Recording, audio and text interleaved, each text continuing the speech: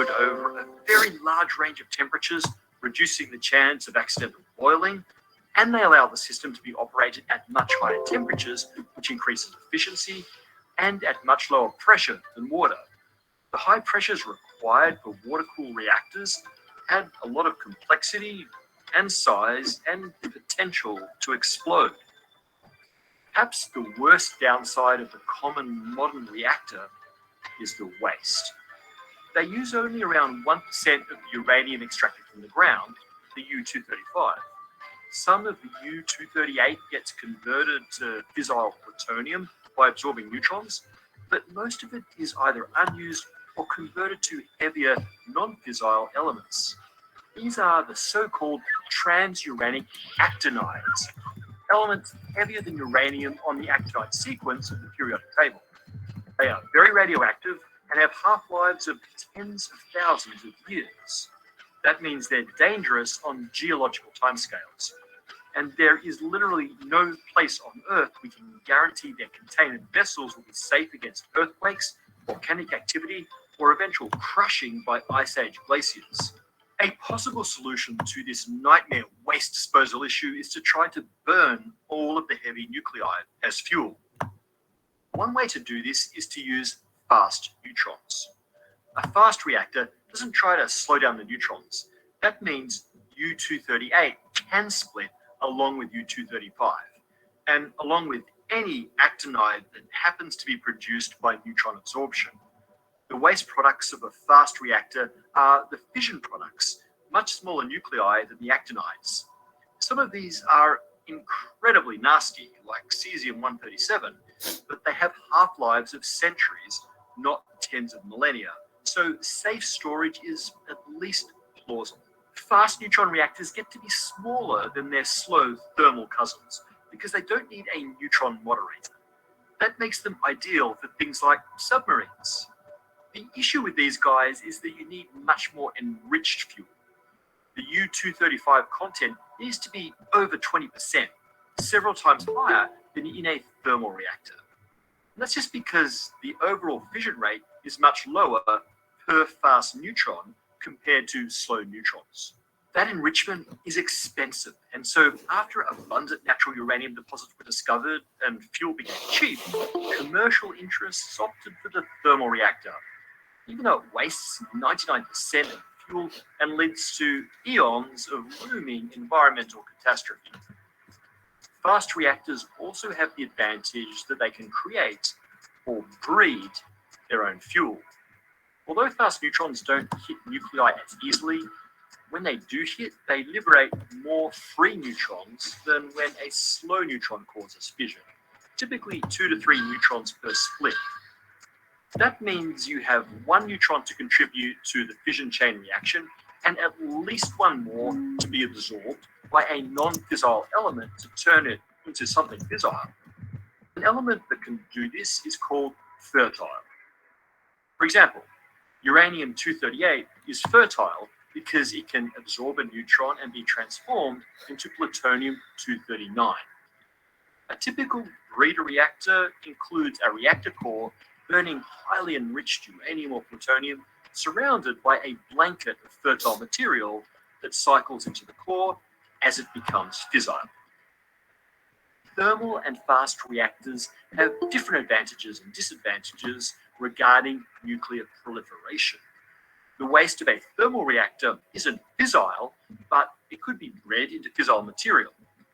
The ultimate waste products of a fast breeder reactor are not dangerous in this way, but the intermediate products include weapons-grade plutonium, which you definitely don't want in the wrong hands. Some of the advantages of both of these reactor types can be achieved by switching to a completely different fuel, thorium. That's the thorium reactor. Thorium is another actinide, 2 spaces lighter on the periodic table compared to uranium. It's not naturally fissile, but it is fertile. Upon absorption of a neutron, it decays into protactinium-233 and then into uranium-233. And U-233 is nicely fissile. It's even better than U-235 and plutonium-239 because it absorbs fewer neutrons, which means better neutron economy, and more importantly, On average, uranium-233 produces slightly more than 2 neutrons per split, even when it's split by a slow-moving neutron. That means it's possible to breed new uranium-233 from thorium in a thermal reactor. You don't need a fast reactor. There are different ways to build a thorium reactor, but perhaps the most promising is the liquid fluoride thorium reactor, or FLTR, LIFTR. In this design, both thorium and uranium-233 are bonded with fluorine and dissolved in a molten fluoride salt, beryllium or lithium fluoride. The fission in the uranium produces heat and neutrons to sustain fission and to breed more uranium from the thorium. The uranium and thorium can either be mixed together or separated with a thorium blanket surrounding the uranium core. In either case, the molten salt containing the uranium also transports heat out of the core to secondary circuits that ultimately power a turbine. The actual fusion only happens in the reactor core because that's where the moderator slows down the neutrons to make fission much more likely. In this case, the moderator is a lattice of graphite channels through which the fluid flows. Graphite is particularly great because it slows neutrons without absorbing them. When the fluid is away from the graphite, neutrons speed up, which means fission slows down. Because it's in liquid form, the fuel can be quickly drained from the reactor in emergencies. A plug with a low melting temperature will melt if the core gets too hot, or if power supplying a cooling fan goes out. The fuel then drains into a tank where fission is impossible. In addition, built the right way, the liquid fuel becomes less fissile as temperature increases. That's because at high temperatures, thorium is increasingly good at absorbing neutrons, so not enough neutrons are left to continue the fission. This whole setup is a great example of passive or walk-away safety, meaning that in the event of an emergency, even if every mechanical or human mechanism failed, the reactor would simply power down. Another compelling advantage of the LIFTR and molten salt reactors in general is that they can be small, because they don't need giant structures to handle the high-pressure water. In fact, it was for use in submarines and aircraft that molten coolant reactors were first conceived. But now this compactness and modularity means they could be inserted into the current electrical grid to replace coal or natural gas plants, or, on a lunar or Martian settlement, or a starship. But that same modularity poses perhaps the biggest risk. If small thorium reactors became widespread, they become less easy to regulate and monitor. We'd want to be very careful that the reactor design leaves the weaponizable U-233 completely inaccessible without enormous effort. Nuclear power is a possible solution to our dire energy and climate challenges. The question is, do we need it? Or can we meet those challenges with renewables like wind and solar, assuming significant advances in battery tech? I don't know the answer, and I'd love to hear your opinions. What I do know is that we face an enormous hurdle in our progression as a technological species, one which may take all of the ingenuity we can muster. We should think very carefully about whether the power of the atom is necessary to survive and thrive into the next technological stage and send us to greater distances and further futures in space-time. In a recent episode, we talked about how black holes influence the galaxies they formed in, often by killing them. Let's see what you have to say. Steve C. comments that this whole black hole killing star formation thing seems like a negative feedback interaction. More gas equals more active black hole equals more outward radiation, and wind equals less gas suitable for star formation or feeding a black hole, like a thermostat at the center of a galaxy. Well put, Steve, that's exactly what it is. Chuck Rittersdorf asks whether quasar jets have a preferred direction relative to the galaxy as a whole, and how does this influence their effect on the galaxy? So, full-blown quasars, the most luminous of accreting black holes or active galactic nuclei, are typically in ball-like elliptical galaxies, so orientation isn't as meaningful as in a spiral galaxy. Weaker active galactic nuclei tend to live in spiral galaxies, for example, Seyfert galaxies. and they can have their jets pointing in any direction, at right angles to the disk or even straight into the disk. But in general, when such a jet is first launched, it tends to balloon out and spread its energy through a good fraction of the galaxy, so orientation isn't so important. Proghead 777 asks whether the central supermassive black hole's gravitational influence is extended by frame dragging. Well, the answer is yes, but not very far. Frame dragging is the dragging of the fabric of space around a rotating massive object. In the case of a black hole, its most obvious effect is that it changes how closely an object can orbit the black hole in a stable way. If objects orbit in the same direction as a black hole's rotation, they can be stable much closer in. But if they orbit in the opposite direction, then the stability limit is further out. This results in a black hole shadow, a blank region in the middle of the accretion disk that depends on black hole spin. It's one way we'll be able to measure that spin. But this definitely doesn't extend more than 10 or so times the black hole event horizon. Oppie asks why NASA isn't dedicating more resources to investigating Old West-themed planets in elliptical galaxies. I don't know, Oppie. I just don't know. Probably the same evil conspiracy that got Firefly cancelled after one season. Why do the powers that be fear space cowboys so much?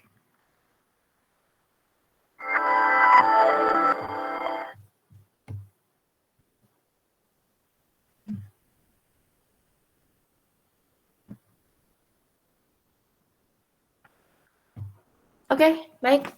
Assalamualaikum warahmatullahi wabarakatuh. Waalaikumsalam warahmatullahi wabarakatuh.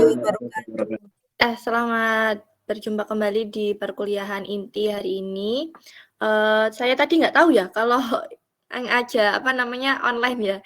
Saya kira offline gitu. Tapi nggak apa-apa sih, berhubung tadi tuh sekitar jam 10-an itu jam 10 ya. Itu pemadaman. Jadi kayak untung aja waktu dihubungi oleh koordinator kelas itu sudah nyala gitu. Kalau pemadaman terus ini nggak bisa gitu, karena tadi yang kelas sebelumnya itu juga kayak semacam nggak jelas gitu loh koneksinya itu. Oke teman-teman, hari ini sebenarnya kita kurang berapa kali pertemuan ya, sekitar 2 atau 3 kali ya, mestinya sih 2 kali ya, karena kan tanggal 11 ya kalau nggak salah itu kan sudah mulai kuliah ujian UAS gitu ya. Nah nanti mungkin nanti UAS-nya nanti offline tentunya ya, tapi sebelumnya mungkin nanti insya Allah yang UTS kemarin masih belum selesai ya mengkoreksinya, belum dikoreksi. Jadi nanti insya Allah nanti kalau misalkan sekarang kan ini ya minggu ini, terus masih ada minggu berikutnya lagi. Nah minggu berikutnya lagi itu rencana saya adalah ingin ngajak teman-teman buat menulis, tapi menulisnya kita tematik gitu ya. Tematik maksudnya karena kita di fisika inti, kita temanya itu ke fisika. Jadi kayak kita gimana kalau misalkan kita bikin karangan ya, narasi gitu, semacam isai gitu ya. Nanti yang bagus-bagus mungkin kalau misalkan bisa dipakai ke jurnal lumayan gitu ya. Kalau misalkan yang bagus-bagus ya. Jadi itu nanti ini kan ada 30 orang ya. 30 apa 29 ya? Harusnya 31 ya. Saya nggak tahu ya jumlah pastinya itu kalau di kelas ini berapa. Nah itu nanti kalian bagi saja per kelompok gitu ya. Maksimal 5 orang gitu ya. Maksimal 5 orang, 5. Kalau 5 berarti cuma 6 tulisan ya. Maksud saya biar jadi nggak terlalu banyak sih, 3 aja ya. Jadi maksimal 3 orang gitu ya, maksimal 3 orang. Silakan berkelompok, terus nanti kita temanya adalah reaktor gitu ya. Temanya adalah reaktor. Nah, di tema reaktor itu gitu ya, tadi teman-teman mungkin sudah melihat ya ada tayangan yang menjelaskan bahwa gimana sih reaktor itu bekerja gitu ya, di mana kalau misalkan kita punya ada bagian-bagiannya gitu ya. Dan ini semuanya sebenarnya sudah kita pelajari gitu ya. Cuma untuk memperdalam baiknya adalah teman-teman membaca juga gitu ya, membaca dari berbagai macam sumber. Boleh membaca dari sumber-sumber yang berkaitan dengan jurnal, boleh dari buku, boleh dari blognya orang, boleh dari website, boleh ya. Nah, nanti itu dinarasikan. Maksudnya narasinya bukan yang narasi asal-asalan ya, bukan semacam bikin buku antologi terus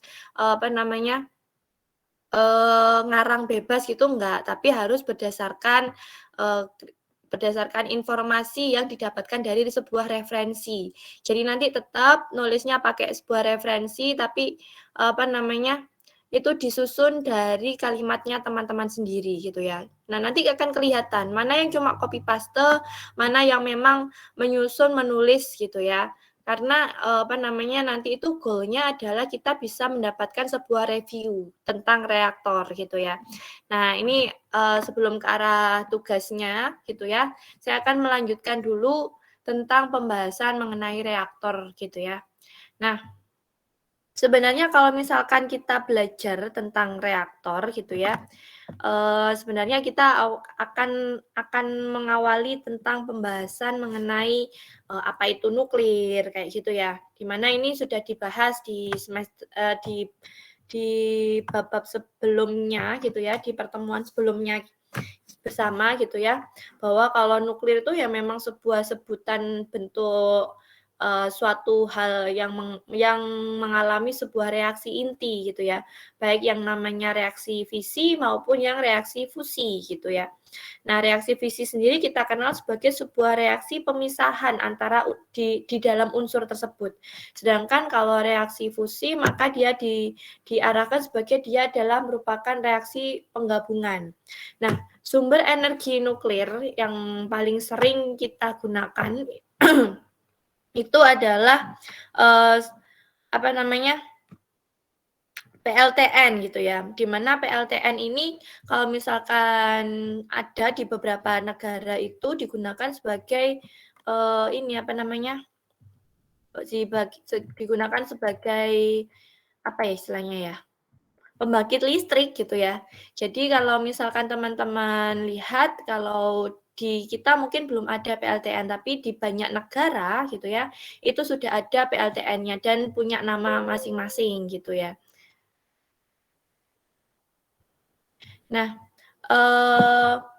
membahas tentang yang namanya PLTN sendiri gitu ya. Maka kita tadi sudah dikenalkan ya oleh yang ada di video tadi ya, bahwa ada sebuah reaksi dalam sebuah PLTN gitu ya. Dimana kalau misalkan kita belajar yang disebut dengan reaksi pemisahan atau fisi ya, ini salah ketik, reaksi pemisahan atau fisi itu digambarkan bahwa ada semacam inti yang tidak stabil ketika sebuah neutronnya itu di situ digambarkan neutronnya warna hitam gitu ya. Kemudian ditembakkan pada sebuah inti atom, maka inti atom suatu unsur itu kebetulan di situ dicontohkan uranium akan bisa membelah menjadi dua buah inti yaitu atom berium dan juga atom kripton. Nah, serta 3 neutron yang warnanya hitam di kanan itu adalah hasilnya. Ini ya ada ini satu yang ada di sini gitu ya. Kemudian ditembakkan dan kemudian berakhir dengan melepaskan juga yang ada di sini ini gitu. Nah, mengenai hal ini gitu ya, sebelum pembelahan itu pasti mengalami yang namanya perbedaan ya teman-teman ya. Jadi ada masa atom yang berbeda ketika sudah membelah dan ketika sebelum membelah gitu ya. Nah, selisih dari masa sebelum membelah dan setelah membelah itu disebut dengan defek massa gitu ya, disebut dengan defek massa ini. Nah, dari massa yang membelah itu bisa menjadi atau bisa berubah menjadi sebuah energi. Energinya tentunya yang dihasilkan adalah sebuah energi panas gitu ya. Besarnya bisa mencapai mega elektron volt ya satuannya. Nah, ini baru satu buah inti atom. dari 1 gram uranium saja tentunya memiliki banyak inti atom gitu ya. Nah, itu kita bisa mengkali lipatkan bagaimana kita menghitungnya gitu ya. Sehingga panas yang dihasilkan juga akan lebih luar biasa saja gitu ya. Nah, bentuknya uranium sendiri sebenarnya dia itu adalah sebuah padatan gitu ya. Nah, inti atom itu menyimpan yang namanya sebuah tenaga atau energi nuklir yang luar biasa besarnya. Tenaga nuklir itu bisa dikeluarkan melalui proses pembakaran bahan-bahan bakar nuklir dan proses yang ini sangat berbeda dengan pembakaran kimia gitu ya. Kemarin kita sudah membahas itu di pertemuan yang kemarin. Kita bisa membedakan antara yang namanya reaksi kimia dan reaksi nuklir gitu ya. Bagaimana fokusnya kita membahas tentang terkait dengan reaksi kimia dan reaksi nuklir. Nah, di pembakaran kimiawi gitu ya, yang biasanya melibatkan yang namanya reaksi kimia, itu biasanya kita sudah kenal ya, seperti contohnya pembakaran kayu, minyak, batu bara. Ini otomatis jumlah yang dimiliki oleh massanya adalah sebanding dengan energinya gitu ya. Nah, besar energi yang tersimpan di dalam inti sebuah atom itu sebenarnya oleh Einstein sudah dirumuskan dalam sebuah kesetaraan massa, yang mana dirumuskan dalam sebuah rumus yaitu E sama dengan mc kuadrat. Nah, massa bahan itu di dalam Kg dan C-nya itu adalah kecepatan cahaya, ini memiliki sebuah hubungan terhadap energinya. Energi nuklir sendiri itu berasal dari perubahan sebagian massa inti dan keluar dalam bentuk yaitu panas atau kalor gitu ya. Nah, ini dilihat dari proses berlangsungnya ada 2 jenis nuklir, yaitu reaksi nuklir yang berantai ya, berantai tak terkendali dan reaksi nuklir berantai terkendali.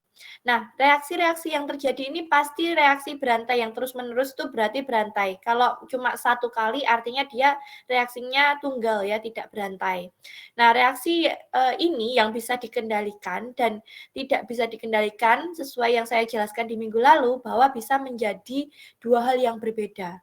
Di mana kalau reaksi berantai yang terkendali kita bisa manfaatkan sebagai nuklir PLTN. Nah, tapi kalau yang tidak terkendali maka otomatis akan meledak. Dan ketika meledak itulah yang disebut dengan bom nuklir gitu ya. Nah, bahan bakar yang digunakan dalam sebuah reaktor nuklir itu ada beberapa jenis ya. Tadi dibahas juga di video yang ditayangkan tadi bahwa ada uranium 238 seperti itu, ada plutonium, ada thorium gitu ya. Itu sangat banyak. Ini hanya sedikit contoh saja, tapi contoh-contoh bahan bakarnya itu sangat banyak gitu ya. Jadi itulah ya teman-teman ya kalau misalkan kita membahas mengenai bagaimana energinya. Nah, reaksi yang selanjutnya akan saya bahas yaitu yang disebut dengan reaksi fisi berantai. Nah, reaksi fisi berantai itu terjadi apabila inti dari suatu unsur itu dapat membelah bereaksi dengan neutron yang dikenal dengan sebuah neutron lambat ya atau neutron termal gitu ya. Dia bisa menghasilkan unsur-unsur yang lain secara cepat dan menimbulkan yang namanya energi panas dari neutron dan juga menghasilkan neutron-neutron yang lain, yang baru gitu ya. Kalau saya bilang neutron berarti dia adalah partikel yang berinti netral gitu ya, bermuatan netral. Tapi kalau saya bilang nukleon berarti adalah sebuah inti. Nukleon sendiri adalah gabungan dari proton dan neutron gitu ya. Nah, untuk mengendalikan reaksi berantai dalam reaktor nuklir itu ada sebuah bahan yang digunakan. Kemarin sudah saya bahas yaitu yang disebut dengan moderator. Moderator ini biasanya bisa menyerap neutron. Contohnya adalah boron dan kadmium. Nah, di sini tujuannya adalah untuk mengatur yang namanya kerapatan dari neutron ya. Jadi setiap hal yang ada di dunia ini tuh pasti punya kerapatan atau densitas gitu ya. Density. Nah, densitas atau density itu gitu ya, itu menunjukkan bahwa kalau semakin rapat suatu unsur maka otomatis ya reaksinya juga akan berlangsung cepat. Nah, supaya tidak terlalu cepat, maka kita perlu bahan penyerap ini tadi, gitu ya. Nah, bahan penyerap ini bisa mengatur kerapatan neutron, sehingga tingkat daya reaktornya itu dapat ditentukan. bahkan bisa juga dihentikan gitu ya. Bagaimana bisa dihentikan ya saat reaktor itu terserap oleh bahan penyerap gitu ya. Nah, perangkat pengatur kerapatan neutron pada reaktor nuklir itu yang disebut dengan elemen kendali. Jadi elemen kendali itu disisipkan di antara elemen-elemen bahan bakar dan juga pembakaran. Maka ketika elemen itu menyerap neutron secara maksimum, maka otomatis reaksi berantai yang tadi terjadi itu dihentikan. Dan daya serap batang itu bisa berkurang bila batang kendali dijauhkan dari elemen bakar. Nah, itulah yang di sini pengendalian dilakukan terhadap pelepasan dan penyerapan neutron selama berlangsungnya reaksi berantai atau reaksi terus-menerus. Jadi, kalau digambarkan seperti ini teman-teman, ini adalah atom pertama yang bereaksi bereaksi fisi. Nah, ini berantai ya. Jadi dari awalnya dari 1 menjadi 3, terus di sini 3, tapi di sini pecah lagi jadi 3 lagi, jadi 3 lagi, jadi 3 lagi, dan seterusnya gitu ya. Nah, itu tapi bisa di-cut dengan adanya bahan penyerap itu tadi gitu. Nah, pembangkit listrik tenaga nuklir ini sendiri sebenarnya sudah muncul di tahun 50-an ya kalau nggak salah. Indonesia baru merdeka sebentar gitu ya. Nah, itu di luar sana sudah digunakan reaktor ini gitu ya. Bahkan sudah dipakai acara untuk ngebom Hiroshima juga gitu ya di tahun 1945 gitu ya. Artinya pengetahuan tentang nuklir ini sudah jauh sebelumnya lagi gitu ya. Jadi kalau misalkan ditilik dan ditelaah lagi, ya memang kita sangat ketinggalan sekali.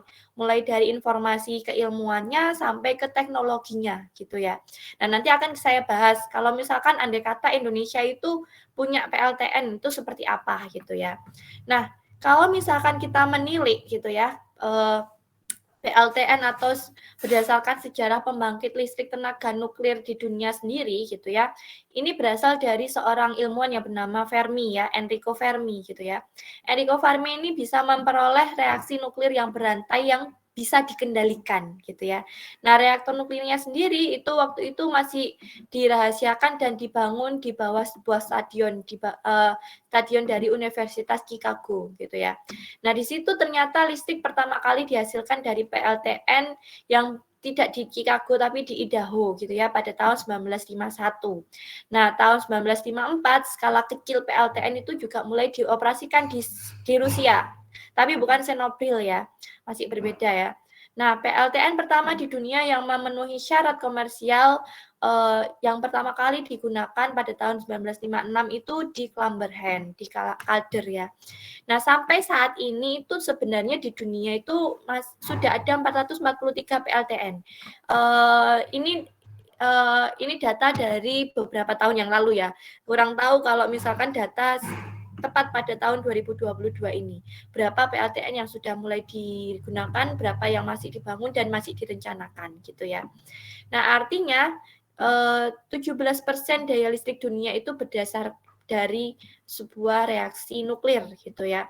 Nah, sedangkan di Indonesia sendiri kita masih menggunakan bahan bakar konvensional gitu ya. Kita masih menggunakan PLTU ya, seperti yang ada di Pusat Pembangkit Listrik Jawa Bali di Paiton sana itu masih menggunakan PLTU atau pembangkit listrik tenaga uap, di mana bahan bakar yang digunakan bukan sebuah unsur radioaktif, melainkan bahan bakar yang digunakan adalah bahan tambang yaitu batu bara. Batu baranya ngambil di mana? Ngambil di Kalimantan. Yang mana jelas sebenarnya secara lingkungan gitu ya. Secara lingkungan kalau kita memperhatikan aspek analisis dampak lingkungannya itu sangat-sangat buruk sekali, terutama bagi mereka-mereka yang tinggal dalam wilayah tambang. Kenapa? Kita tahu sendiri, kalau dalam proses penambangan itu tidak mungkin tidak menghasilkan sampah atau limbah gitu ya. Sedikit apapun suatu penambangan pasti menghasilkan limbah.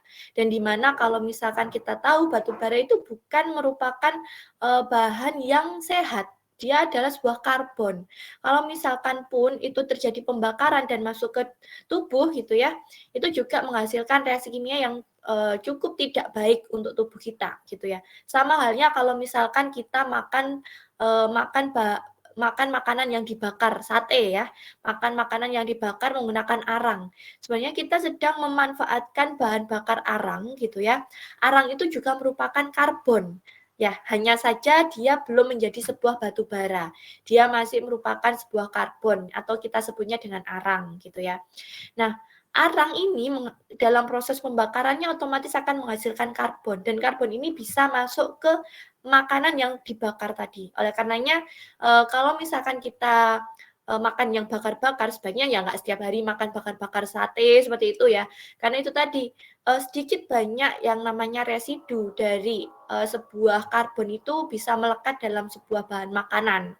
Apalagi yang dibantu dengan kondisi panas gitu ya, diberi perlakuan termal itu secara atom kalau misalkan teman-teman menelitinya pasti ada atom-atom karbon yang masuk ke atom-atom yang dimiliki oleh bahan makanan yang dibakar tersebut dan itu otomatis kalau misalkan sampai bahannya makanannya gosong seperti itu lalu kita makan terus itu kita lakukan terus-menerus setiap hari dalam jangka waktu yang panjang. Nah, di mana manusia bisa juga memiliki resiko punya cancer gitu ya. Nah, itu bisa menyebabkan yang namanya cancer itu tadi gitu ya. Nah, itu kalau misalkan di makanan. Nah, di alam kita gitu ya, di lingkungan kita ya sama saja gitu ya. Dengan adanya proyek penambangan batu bara, otomatis kita mengambil yang namanya karbon. Dengan adanya karbon dibakar, otomatis akan menimbulkan yang teman-teman kenal yaitu efek gas rumah kaca gitu ya. Nah, efek gas rumah kaca inilah yang menyebabkan adanya pemanasan global. Jadi kalau misalkan tapi tidak serta-merta hanya disebabkan PLTU saja ya, pemanasan global itu gitu ya, global warming itu gitu ya. Tidak hanya disebabkan oleh PLTU saja, banyak hal ya yang terkait dengan kehidupan di sekitar kita sehari-hari. Bahkan tanpa sengaja pun sebenarnya kita juga menghasilkan karbon setiap hari gitu ya, dari pernapasan, dari limbah yang kita hasilkan dan lain sebagainya gitu ya. Nah, itu kalau misalkan kita memperhatikan dampak lingkungannya. Nah, status PLTN sendiri di dunia itu cukup banyak dari beberapa negara. Ini hanya beberapa negara yang sudah terangkum saja. Bisa jadi masih ada yang belum terangkum gitu ya. Nanti mungkin teman-teman dalam membuat narasinya bisa gitu ya.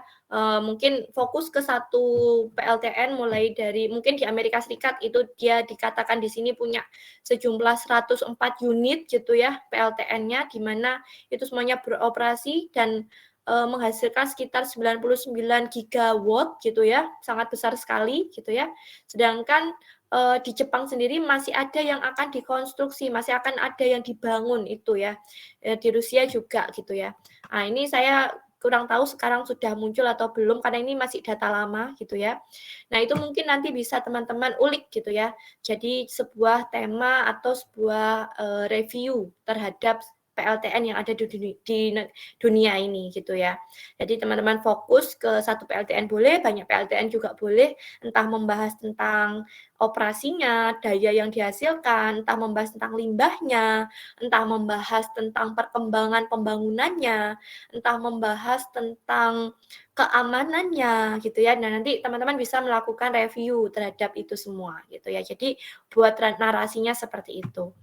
Nah, sebenarnya kalau misalkan kita bahas tentang bagian dalamnya PLTN gitu ya, kita sudah bersama membahas yang kemarin kita bagi beberapa hal ya, mulai dari detektor, terus chambernya dan juga ada moderatornya dan juga ada batang kendalinya. Nah, itu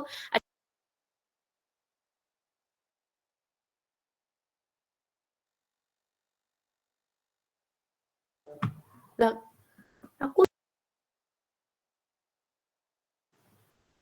mana tadi ya? Oke, sorry. Oke, ini. Jadi kalau diilustrasikan gitu ya, kalau diilustrasikan desain dari bagian-bagian PLTN itu terdiri seperti ini ya teman-teman ya. Jadi ini adalah sebuah ilustrasi dari sebuah PLTN gitu ya. Di sini ada yang disebut dengan steam generator gitu ya, generator uap. Di sini ada kontrolnya. Nah, di sini ada uranium, di sini uranium sebagai tempat bahan bakarnya. Kemudian di sini disebut dengan reaktor vessel. Terus di sini ada containment building, bangunan. Di sini ada pump, ada semacam pompa gitu ya. Di sini ada tim yang garis ini untuk setelah dari sini muter-muter ke sini. Nah, di sini ada turbin yang memutar. Jadi intinya adalah ada bahan bakar uranium itu dipecah, kemudian jadi panas. Panasnya nanti dialirkan gitu ya ke ke sebuah turbin itu dan memutar turbin gitu ya. Tujuannya adalah seperti itu. Itu hampir sama dengan prinsip kerja di PLTU, di mana di PLTU juga demikian. Jadi bahan bakar batu bara dimasukkan, dibakar gitu ya. Terus kemudian nanti ada panas uap itu termasuk buangan gitu ya. Ada panas, heatnya itu bisa digunakan untuk memutar turbin. Di lain pihak, di sini juga ada yang disebut dengan kondenser. Nah, kondenser ini mengalirkan untuk panas yang tidak dibutuhkan atau kelebihan panas dibawa ke sebuah air gitu ya, ke namanya cooling water. Nah, di cooling water itu gitu ya ditumpuk gitu ya istilahnya di apa itu namanya ditaruh di dalam sebuah semacam ember tapi embernya besar gitu, tong ya, tong raksasa yang isinya cuma air. Tapi asal tahu kalau misalkan air yang ada di sebuah chamber-chamber di PLTN itu otomatis air itu sudah terkontaminasi atau sudah mengalami itu tadi ya ada radiasi dari radioaktifnya sehingga tidak bisa air yang sudah dipakai untuk PLTN itu digunakan untuk minum, digunakan untuk menyiram tanaman saja itu sudah tidak bisa. Jadi prinsipnya itu limbah yang dihasilkan itu termasuk air itu sebagai cooling water-nya itu tadi gitu ya. Nah, di situ memang akan tetap dihasilkan semacam uap ya, di mana uap itu adalah bentuk dari penguapan airnya gitu ya.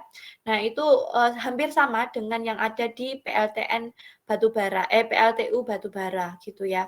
Ini kalau misalkan teman-teman di Python nanti kalau kita menuju ke Bali itu kan kelihatan ya bisa dilihat gitu ya. Nah, air yang bersuhu tinggi dan bisa bersentuhan langsung dengan bahan bakar uranium itu selalu berada dalam sebuah area yang disebut dengan containment. Containment ini dibuat dengan bahan struktur yang tidak bisa ditembus oleh radiasi yang dipancarkan saat terjadi sebuah reaksi inti gitu ya. Nah, di dalam sebuah reaktor yang disebut dengan reaktor vessel yang isinya tadi adalah uranium itu juga terdapat sebuah kontrol. Kontrolnya ini disebut dengan control rod. Ya, ini fungsinya adalah sebagai batang pengendali sebuah reaksi inti gitu ya. Jadi kompleks ya. Pelindungnya juga dibuat tidak dari bahan baja biasa gitu ya, tapi biasanya dibuat dari yang kuat dan tidak bisa ditembus gitu ya, baik oleh partikel alfa, beta atau gamma. Nah, proses pemanfaatan panas dari hasil fisi ini nanti bisa menghasilkan energi listrik. Jadi bahan bakar itu kan tadi saya ceritakan bahwa bisa melaksanakan reaksi fisi gitu ya, dan bisa melepaskan energi yang bentuknya dalam sebuah thermal besar. Nah, panas itu dimanfaatkan untuk menguapkan air dan itu bisa bergantung pada jenis reaktor yang digunakan. Nah, uap air yang dihasilkan dipakai bisa memutar turbin sehingga menghasilkan sebuah energi gerak. Energi gerak yang memutar turbin itulah yang menyebabkan adanya listrik gitu ya. Nah, itu sama saja dengan yang kita kenal di pembangkit listrik tenaga yang lain gitu ya. Kalau yang terdekat di Tulungagung sini yang ada adalah pembangkit listrik tenaga air gitu ya, yang memanfaatkan pergerakan dari aliran waduk ya. Kalau teman-teman main ke waduk itu di sana itu ya di Wonorejo terus itu kan ada PLTA. Meskipun hasilnya gitu ya ternyata juga masih belum mencukupi untuk wilayah kita saja gitu ya. Istilahnya seperti itu. Oleh karenanya itu kalau ditimbang dari sisi efisiensi penggunaan biaya, memang sebenarnya PLTN ini sangat prospek sekali dibandingkan dengan PLTA yang hanya bisa memanfaatkan keadaan alam ya, aliran air yang tidak terlalu besar hasil dari listrik yang dihasilkan gitu ya. Energinya karena ya nggak sebesar dari energi pembelahan sebuah reaksi fisi dalam inti radioaktif gitu ya. Nah, contoh perhitungan sederhananya itu katakanlah kalau misalkan kita punya sampel itu 1 gram gitu ya. 1 gram itu kalau dikonversikan ke kilogram artinya hanya 0,001 kilogram, di mana uranium 235 yang 1 gram itu teman-teman bisa nimbang sendiri ya. Kalau misalkan gula itu 1 sendok teh itu saja itu sudah 5 gram. Berarti kalau 1 gram yaitu 1/5-nya dari sebuah 1 sendok teh gitu ya.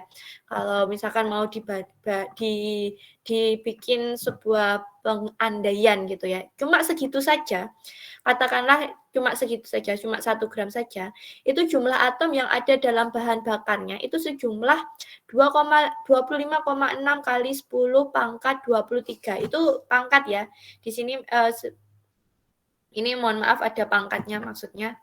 Nah, karena setiap proses fisi dari bahan bakar nuklir itu disertai dengan pelepasan energi yang besar, sekitar 200 megaelektronvolt, maka kalau dihitung lagi, energi dari 1 gram saja uranium 235 bisa menghasilkan sekitar 51 kali 10 pangkat 22 megaelektronvolt. Itu nilainya sangat besar sekali. Kalau dikonversi ke satuan joule, 1 megaelektronvolt saja 1,6 kali 10 pangkat min 13 joule, berarti kalau dikalikan otomatis di situ hasilnya adalah sekitar 81,92 10 pangkat 9 joule. Itu berapa miliar joule gitu ya. Jadi seperti itu. Nah, dengan menganggap hanya 30% saja energi yang bisa dirubah menjadi energi listrik, kenapa kok hanya 30% saja? Karena kita tahu ya, dari proses yang tadi pembelahan di dalam reaktor Vessel tadi, kemudian sampai ke turbin ya, sampai ke turbin itu kan yang dimanfaatkan memang heat-nya ya, panasnya, keadaan termal dari suatu unsurnya itu. Nah, itu kan bisa ada yang lepas, ada yang masuk ke pendingin. Nah, artinya tidak semua energi termal itu bisa dimanfaatkan untuk memutar turbin gitu ya. Nah, biasanya efisiensi inilah yang ditingkatkan oleh para ilmuwan dalam menciptakan atau merancang reaktor-reaktor yang baru, di mana efisiensinya ini biasanya ditingkatkan untuk pembuatan reaktor-reaktor yang baru-baru itu gitu ya. Nah, katakanlah hanya 30% saja yang bisa diubah menjadi energi listrik dari thermal yang bisa memutar turbin itu gitu ya. Maka otomatis energi listriknya itu sendiri bisa didapatkan sekitar 24,58 kali 10 pangkat 9 joule. Itu juga masih sangat luar biasa besarnya gitu ya. Nah, peralatan elektronik sendiri seperti pesawat TV, terus yang lain-lain gitu ya, yang kita pakai di kehidupan sehari-hari kita gitu ya. Kalau mungkin kalau ukuran di luar negeri mungkin voltasenya, wattnya itu lebih besar daripada yang kita pakai di sini. Jadi kalau misalkan Magicom di sini kita cukup pakai 400 watt saja, di luar negeri mungkin agak lebih besar wattnya ya. Nah, di situ kalau misalkan dihitung gitu ya, dengan daya 100 watt saja itu dapat terpenuhi kebutuhan listrik dari 1 gram saja uraniumnya. Karena itu tadi kalau misalkan dikonversi ke energi listrik per daya, maka sudah mendapatkan angka 24,58 kali 10 pangkat 7 second. Ya, itu kalau di second dijadikan ke menit, menit dijadikan ke jam, jam dijadikan ke tahun, atau langsung ya second dijadikan ke tahun, maka bisa memenuhi kebutuhan listrik 7,78 tahun. Jadi bisa 7 tahun 8 bulan gitu ya, hampir gitu ya. Terus menerus tanpa dimatikan. Otomatis kalau misalkan seperti itu gitu ya, kalau cuma buat menyalakan TV saja yang cuma punya TV dayanya 100 watt saja ya bisa lebih dari itu, bisa sampai mencapai 15 tahun dari 1 gram uranium saja. Itu kita kalau misalkan membayangkan ya betapa besarnya energi yang bisa dihasilkan oleh sebuah unsur dari berat yang memiliki hanya masanya hanya 1 gram saja bisa digunakan untuk selama itu. Nah, reaktor nuklir ini sendiri gitu ya, ini juga memanfaatkan atau di dalamnya terkait dengan keberadaan neutron gitu ya. Neutron itu atau muatan netral itu dilepaskan dalam sebuah reaksi berantai dan bisa dibagikan menjadi 4 kelompok. Satu, meninggalkan material fisi, kemudian tidak berfisi karena ditangkap oleh uranium 238 dan nanti bisa berubah unsur menjadi Pu 239. Kemudian tidak berfisi karena ditangkap oleh material lain, contohnya adalah batang kendali atau yang disebut dengan control rod tadi ya, untuk mengendalikan reaksinya. Dan yang berfisi bisa ditangkap oleh uranium 235 dan 239 dan uranium 233. Nah, kalau neutron jumlahnya dilepaskan oleh proses fisi sama dengan jumlah 4 bagian neutron di atas, maka yang namanya energi panas itu bisa dihasilkan secara konstan. Tapi kalau misalkan neutronnya itu lebih kecil daripada reaksi berantai, maka otomatis reaksinya itu akan berhenti gitu ya. Jadi kalau misalkan kita ingin menghentikan gitu ya, kita ingin menghentikan suatu reaksi dalam sebuah PLTN, maka kita cukup memasang saja batang kendalinya itu yang besar gitu ya, dayanya supaya lebih besar lagi dari batang kendalinya. Sehingga jumlah neutron yang dilepaskan itu nanti akan tidak sama atau jumlah neutronnya yang dihasilkan itu bisa lebih kecil. Dan otomatis kalau neutronnya yang dihasilkan lebih kecil, maka yang namanya reaksi berantai itu bisa berhenti. Nah, kalau sebaliknya, kalau lebih besar, maka bagaimana yang terjadi? Otomatis laju visinya itu bisa tidak terkendali, gitu ya. Ketika tidak terkendali, terjadi panas terus-menerus, heat yang terus meningkat, maka bisa meledak, gitu ya. Nah, gambar reaktor nuklir itu karena tadi ya yang disebutkan bahwa dia adalah sebuah reaksi berantai dan dapat dilanjutkan dan dikendalikan.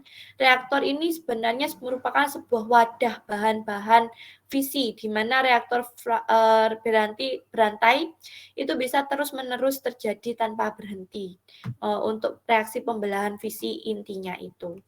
Nah, kalau digambarkan secara gambaran di sebuah buku ya didapatkan seperti ini batang kendalinya, modelnya seperti ini. Jadi di sini ini adalah ada komponen utamanya yaitu yang terdiri dari inti reaktor, moderator, perisai termal, terus reflektor, tangki reaktor ini semua, fluida pendingin biasanya ada di sini, perisai biologi, dan batang-batang kendali. Kenapa diberikan itu? Yaitu tadi ya untuk sebagai alat untuk mengamankan dan mengatur gitu ya. Nah, fungsi komponen utamanya tadi yang terkait dengan inti gitu ya. Biasanya inti reaktor itu dibuat dari bahan-bahan bakar yang isinya adalah uranium alam dan uranium yang dipercaya gitu ya. Plutonium atau uranium 233. Nah, batang-batang bahan bakar itu bisa dicampur dengan material-material yang tidak berfisi. Kemudian kita juga kenal yang disebut dengan moderator atau penghambat. Nah, ini memperlambat kecepatan neutron, sehingga kecepatannya termal. Nah, biasanya dibuat dari granis yang membungkus bahan bakar. Tapi mungkin juga air bersih atau grafit, gitu ya. Nah, ada sebuah pelindung lagi di bagian terluarnya ini ya, di sisi-sisinya sini, ini adalah sebuah pelindung termal. Ini bisa menyerap radiasi yang terjadi karena sebuah reaksi fisi. Karena reaksinya adalah fisi, maka otomatis akan terjadi reaksi pengendaliannya gitu. Ada membutuhkan perisai termalnya gitu. Nah, reflektor sendiri atau cermin ya, ini memungkinkan untuk neutron itu dipantulkan kembali dan meninggalkan inti dan juga bahan bakar. Nah, pada gambar di atas, gambarnya kepindah ya. Jadi,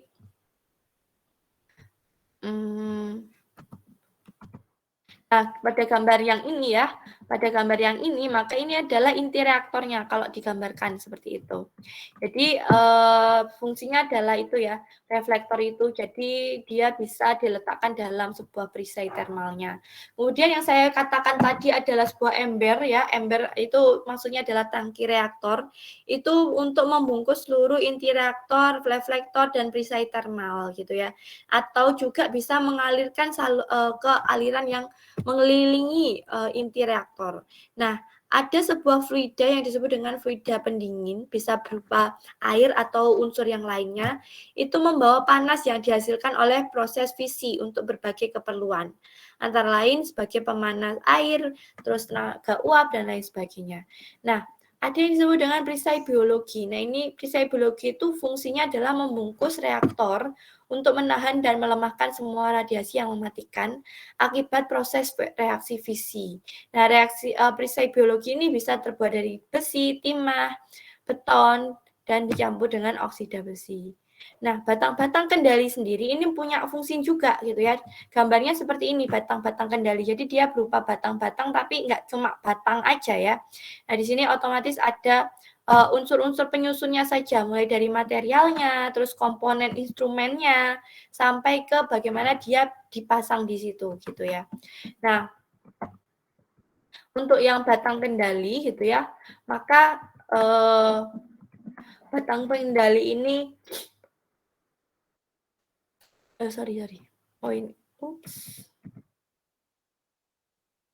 batang-batang kendali ini berfungsi mengendalikan proses fisi tadi ya.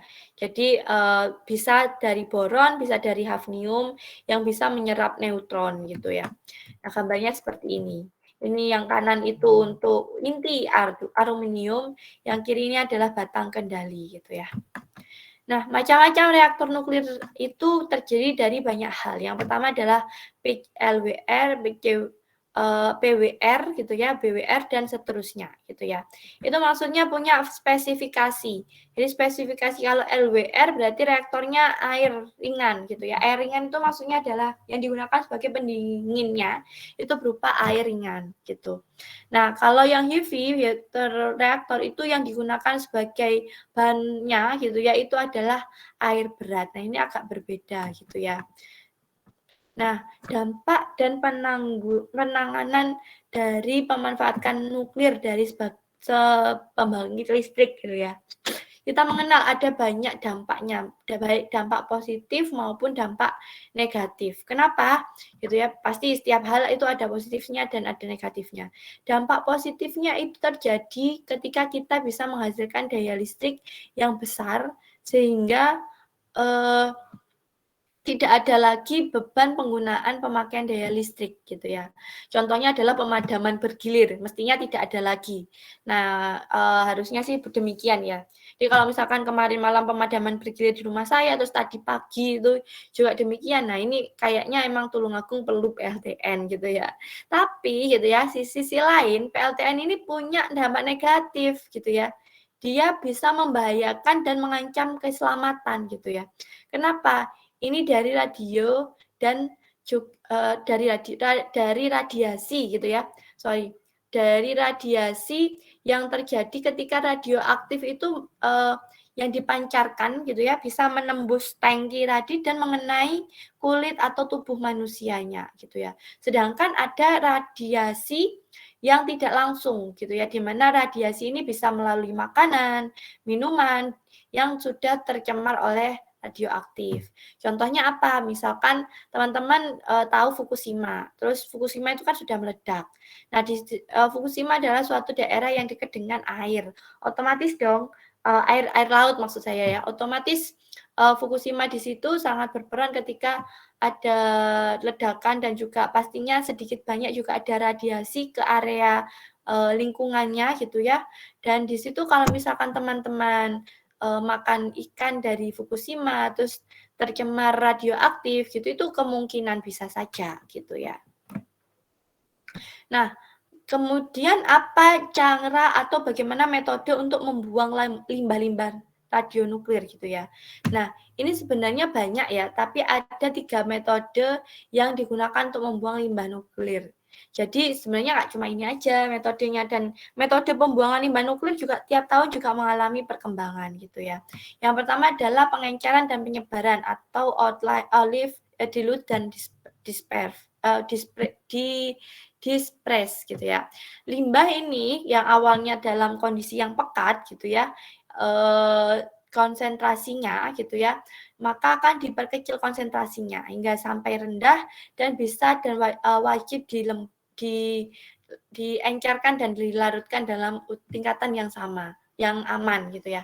Tapi dalam kasus ini ternyata sebenarnya juga di kota-kota besar seperti yang sudah punya reaktor ya, di Jogja, terus reaktor Kartini yaitu yang di Jogja, terus reaktor yang di Batan, meskipun 2 reaktor ini tidak terpakai lagi gitu ya, tapi pemanfaatan dalam penelitian masih ada. Kemudian yang sudah yang besar dan bagus itu baru di Serpong gitu ya. Nah, zat-zat yang disimpan dalam bentuk cair atau lumpur di dalam tangki itu biasanya setelah 10 sampai 20 kali dia itu apa ya? Meluruh gitu ya, zat-zat itu bisa mengalami perusakan dan pembusukan di tingkat yang tidak berbahaya dan kemudian diencerkan kembali dan disebarkan ke lingkungan gitu ya. Nah, konsentrasi dan pengepakan atau concentration containing itu digunakan untuk limbah radioaktif yang sangat toksik gitu ya, yang perlu waktu lama gitu ya. Nah, limbah itu gitu ya, limbah tersebut bisa disimpan selama puluhan tahun bahkan ribuan tahun. Dari komposisi Z-nya tidak hanya sangat sedikit radioaktif tapi juga berlaku pada suhu yang sama gitu ya. Nah, beberapa hal yang perlu dipertimbangkan dalam pembuatan PLTN, yang pertama adalah kesalahan manusia atau human error. Yang kedua adalah bahan baku pembuatan senjata plutonium itu bahan baku pembuatan senjata. Jadi senjata nuklir tentunya ya. Jadi kalau misalkan di Hiroshima itu unsur yang dipakai itu adalah plutonium gitu ya, bukan uranium tapi plutonium. Nah, limbah yang dihasilkan otomatis kalau yang dicontohkan di slide itu kan uranium gitu ya, dia bisa berpengaruh ke genetik dari sebuah makhluk hidup. Jadi seperti itu ya. Di tenaga nuklir itu memancarkan radioaktif ya. Sebenarnya sih semuanya, semua sumber listrik, semua barang-barang yang berkaitan dengan instrumen elektronik itu pasti semuanya memberikan radiasi. Hanya saja yang membedakan adalah radiasi yang bisa diterima tubuh dan radiasi yang tidak bisa diterima oleh tubuh gitu ya. Nah, kalau radiasinya itu tidak bisa diperoleh oleh tubuh, maka otomatis bisa berpengaruh pada genetika ya, atau kita sebutnya dengan mengalami mutasi gitu ya. Nah, ini ada beberapa catatan mengenai beberapa kecelakaan yang terjadi pada PLTN, di mana kalau kita tahu ya nggak semua PLTN itu pasti meledak. Ada PLTN yang baik-baik saja, tapi juga ada yang celaka gitu ya di rentang tahun 976 sampai 1986 gitu. Jadi yang lahir di 1986 itu mestinya tahu sih gitu. Kecuali kalau nggak baca buku dan malas ke sekolah. Oke. Nah, itu adalah untuk dampaknya dan juga bagaimana metodenya, terus kecelakaannya itu seperti apa. Kecelakaannya itu seperti apa? Maksudnya kecelakaan yang terjadi itu terjadi kenapa kayak gitu. Nah, isu pembangunan PLTN ini gitu ya, ternyata sebenarnya lebih lama lagi dari pembangunan yang lain-lain IKN ini apalagi gitu ya. Tenaga nuklir itu sangat ramai dibicarakan dalam hal pertemuan-pertemuan penting dalam dunia Indonesia. Nah, bila dilihat dari sejarah dan pengalaman, maka sebenarnya nuklir itu tidak hal yang baru gitu ya. Jadi sudah ada di Hiroshima Nagasaki itu kan sudah dibom nuklir kan ya. Nah, di situ aman ini.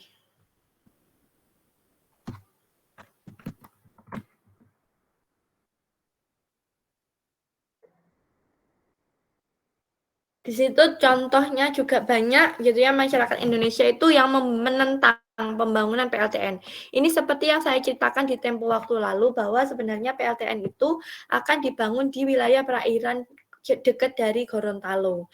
Cuma orang Gorontalo belum mau, orang-orang yang punya tanah belum mau. Nah, ini sebenarnya sih kalau dari dua sisi ya, kita menghargai gitu ya pendapat dari masyarakat itu sendiri.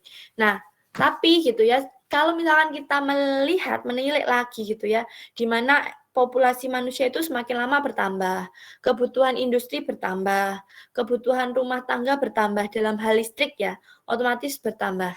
Nah, kalau seperti itu, sebenarnya gitu ya, ada sebuah dampak energi yang kuat untuk pemanfaatan pembangkit listrik gitu ya, yang bisa digunakan dalam waktu jangka panjang dengan bahan bakar yang sangat sedikit, hanya perlu di treatment lebih gitu aja ya. Kalau menurut saya ya, jadi perencanaan yang ada di sini ya, di PLTN di Indonesia itu sebenarnya kita tidak perlu takut karena pasti sudah direncanakan, dimodelkan. Kalau terjadi gempa itu bagaimana, kalau terjadi tsunami bagaimana, kalau terjadi gempa bumi, kalau terjadi yang lain-lain bagaimana. Nah sebenarnya kita tidak perlu ikut serta dan bingung sendiri gitu ya. Sebenarnya seperti itu. Nah kalau diterapkan di Indonesia sebenarnya ya, dia punya beberapa keunggulan. Yang pertama, cadangan cadangan sumber energi minyak bumi itu kan lama-lama kan habis kan ya. Full apa itu namanya? Ya intinya yang berasal dari karbon itu kan lama-lama habis karena terbatas juga. Nah, otomatis dengan eksploitasi yang selama ini dilakukan gitu ya, maka bisa dipertimbangkan bahwa minyak bumi di Indonesia itu tinggal 20 tahun saja. Nah, otomatis harusnya gitu ya, ketika energinya itu berkurang, harusnya ditambahkan dengan energi yang lain supaya tidak berkurang energinya. Nah, dengan demikian pemanfaatan energi alternatif panas bumi gitu ya, atau kita sebutnya dengan geotermal gitu ya. Jadi ada semacam geysernya itu bisa mengeluarkan air yang hangat, itu disebut dengan geyser apa gletser ya? Geyser mungkin ya. Nah, gletser, mohon maaf ya, gletser. Nah, itu bisa juga dimanfaatkan sebagai energi, yaitu energi geotermal. Meskipun sebenarnya energi geotermal ini juga membutuhkan ongkos gitu ya, membutuhkan biaya dalam pembuatan energi geotermalnya gitu ya. Kalau misalkan di daerah di Tulungagung sendiri sih saya belum tahu ya energi geotermalnya di mana. Tapi di sebuah literatur yang saya baca itu energi geotermal di Indonesia itu 40% cadangannya itu terletak istilahnya ya, masih di bawah tanah gitu ya. Jadi dan masih dimanfaatkan hanya sedikit saja. Jadi istilahnya energi geotermal itu merupakan satu energi yang cukup besar juga di Indonesia, tapi dia hanya dimanfaatkannya masih kurang gitu ya. Nah, jadi kalau misalkan mau menelaah gitu ya di beberapa literasi gitu ya. Kita punya kementerian yang namanya Kementerian ESDM gitu ya. Kementerian ESDM itu juga melakukan semacam studi juga dan juga kok bukan studi sih kayak mulai untuk menambang gitu loh istilahnya ya eksplorasi di mana sebenarnya kita punya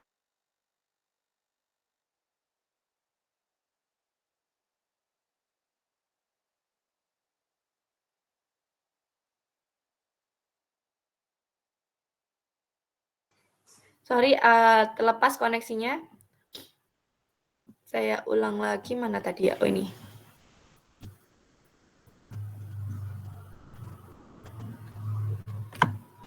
Masuk? Oke. Nah, jadi kalau misalkan menurut Kementerian ESDM sendiri gitu ya, yang namanya sumber daya energi panas bumi di Indonesia itu mencapai sekitar 28,5 gigawatt elektrikal ya. Gigawatt gitu. Nah, ini sebenarnya gitu ya, Indonesia itu adalah salah satu negara yang sumber daya panas buminya besar di dunia gitu ya. Nah, keberadaan ini terkait dengan keberadaan kita yang berada di daerah cincin api itu ya, yang kita berada di daerah kerangka tektonik gitu ya, di mana kita beruntung sekali punya banyak gunung berapi.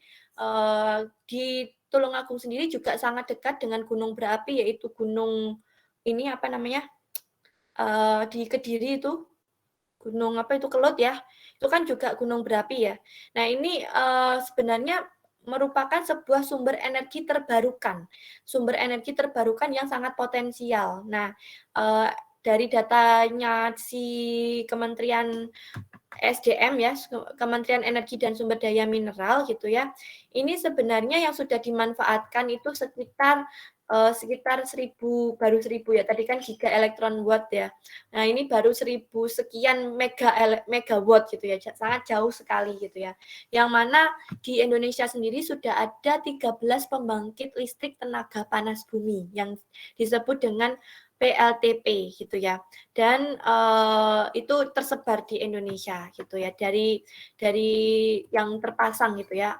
Ada dari Sumatera Utara ada, di Lampung ada, di Jawa Barat ada. Jawa Barat itu ada 2. Satu di Gunung Salak ya, yang satunya lagi itu di Wayang Windu, di daerah Wayang Windu, terus yang di Patuha juga ada. Patuha itu nama gunung ya, ada namanya Gunung Patuha, itu daerahnya di Pangalengan, jadi di daerah Pangalengan itu Jawa Barat bagian selatan gitu ya. Dan ada juga di Kamojang. Kamojang itu punya kawah kan ya, namanya kawah Kamojang. Itu juga sudah dimanfaatkan meskipun yang baru 200 megawatt saja gitu ya. Jadi masih kecil-kecil gitu ya.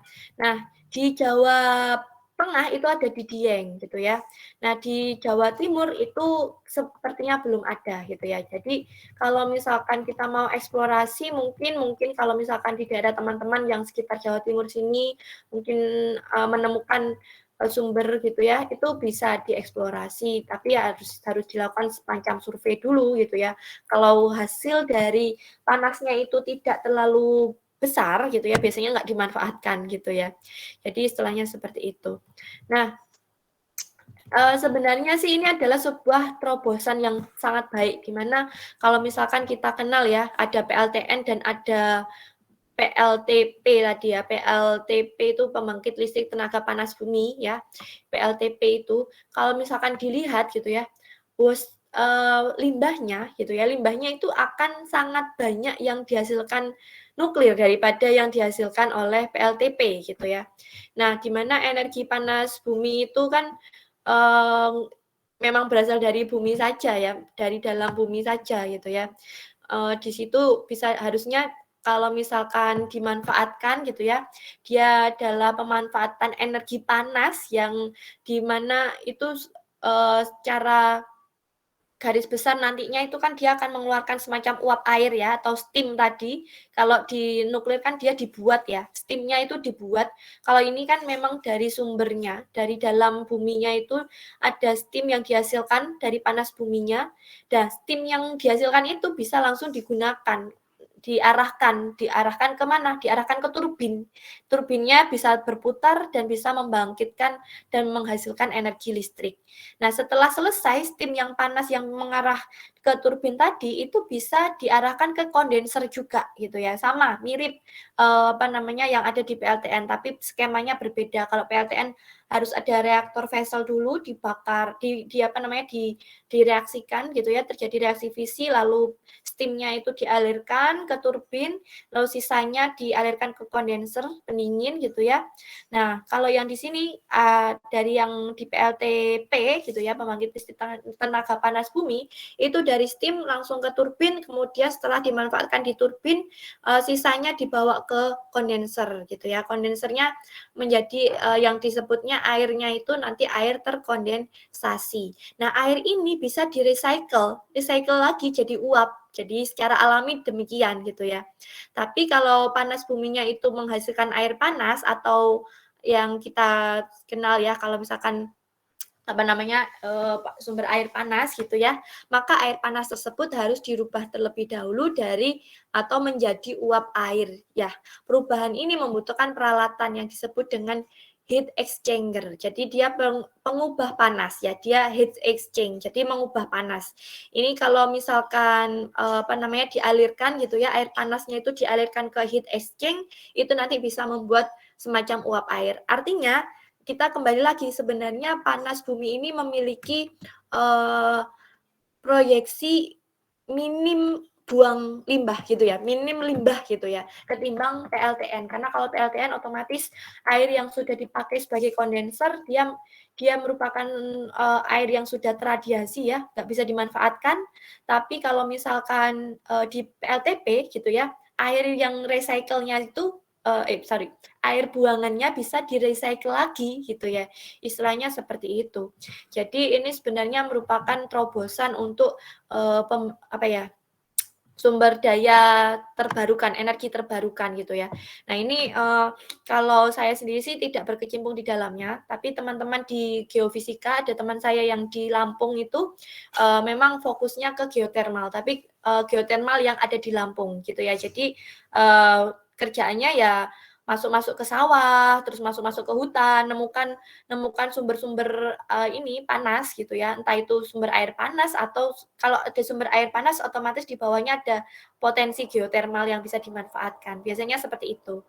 Nah, di Nganjuk itu dulu pernah saya lihat ada di berita gitu ya, di wilayah Nganjuk itu di daerah hutan-hutan, tapi hutannya di daerah hutan itu bisa ada air yang panas dan ini air yang mempunyai kadar garam gitu ya, ada yang seperti itu. Nah, itu sebenarnya bisa dieksplorasi, dilihat gitu ya. Bagaimana kok air itu bisa mempunyai kadar garam? Terus ada yang air cuma air tanah aja keluar uap panasnya. Nah, jangan-jangan gitu ya, di bawahnya itu ketika dieksplorasi terdiri dari geotermal gitu ya. Nah, itu cuma itu tadi, mungkin di daerah Jawa Timur belum banyak yang mengeksplorasi sampai ke situ gitu ya. Kalau di beberapa wilayah, di 13 wilayah yang tersebar di Indonesia, paling banyak di Jawa Barat itu memang sudah dieksplorasi untuk geotermalnya sendiri gitu ya. Nah, energi yang selanjutnya gitu ya, keunggulan itu tadi kalau kita bicara tentang geotermal ya, di mana geotermal memiliki sedikit perbedaan keunggulan dibandingkan PLTN. Nah, kalau kita berbicara tentang keunggulan PLTN sendiri, ini ada beberapa hal yang bisa kami dirangkum di sini gitu ya. Nah, ini mungkin juga ada keunggulan yang lain yang belum dirangkum dan sudah dituliskan oleh beberapa peneliti yang lain. Nah, nanti mungkin teman-teman bisa explore ya, bisa mengadakan sebuah review. Makanya nanti saya katakan bahwa deskripsi narasi yang dibangun itu adalah semacam review gitu ya. Review itu artinya teman-teman memfokuskan cerita pada suatu topik tertentu, katakanlah sebuah reaktor, maka di situ ada semacam review terhadap reaktor yang misalkan ada reaktor di Indonesia, maka reviewnya reaktor-reaktor yang di Indonesia gitu ya. Keunggulan reaktor di PLTN, maka fokusnya di situ. Tapi referensinya dari berbagai macam buku gitu ya. Nah, ini silakan nanti minggu depan bisa dikerjakan dan itu jadi tugas ya. Nanti kalau misalkan bagus dan hasil UTS-nya bagus, nanti akan saya tunjukkan nilainya, nggak perlu ikut UAS, nggak apa-apa. Kalau misalkan sudah puas gitu ya. Kalau misalkan belum puas, boleh ikut UAS gitu ya. Jadi UAS nanti sifatnya kita tidak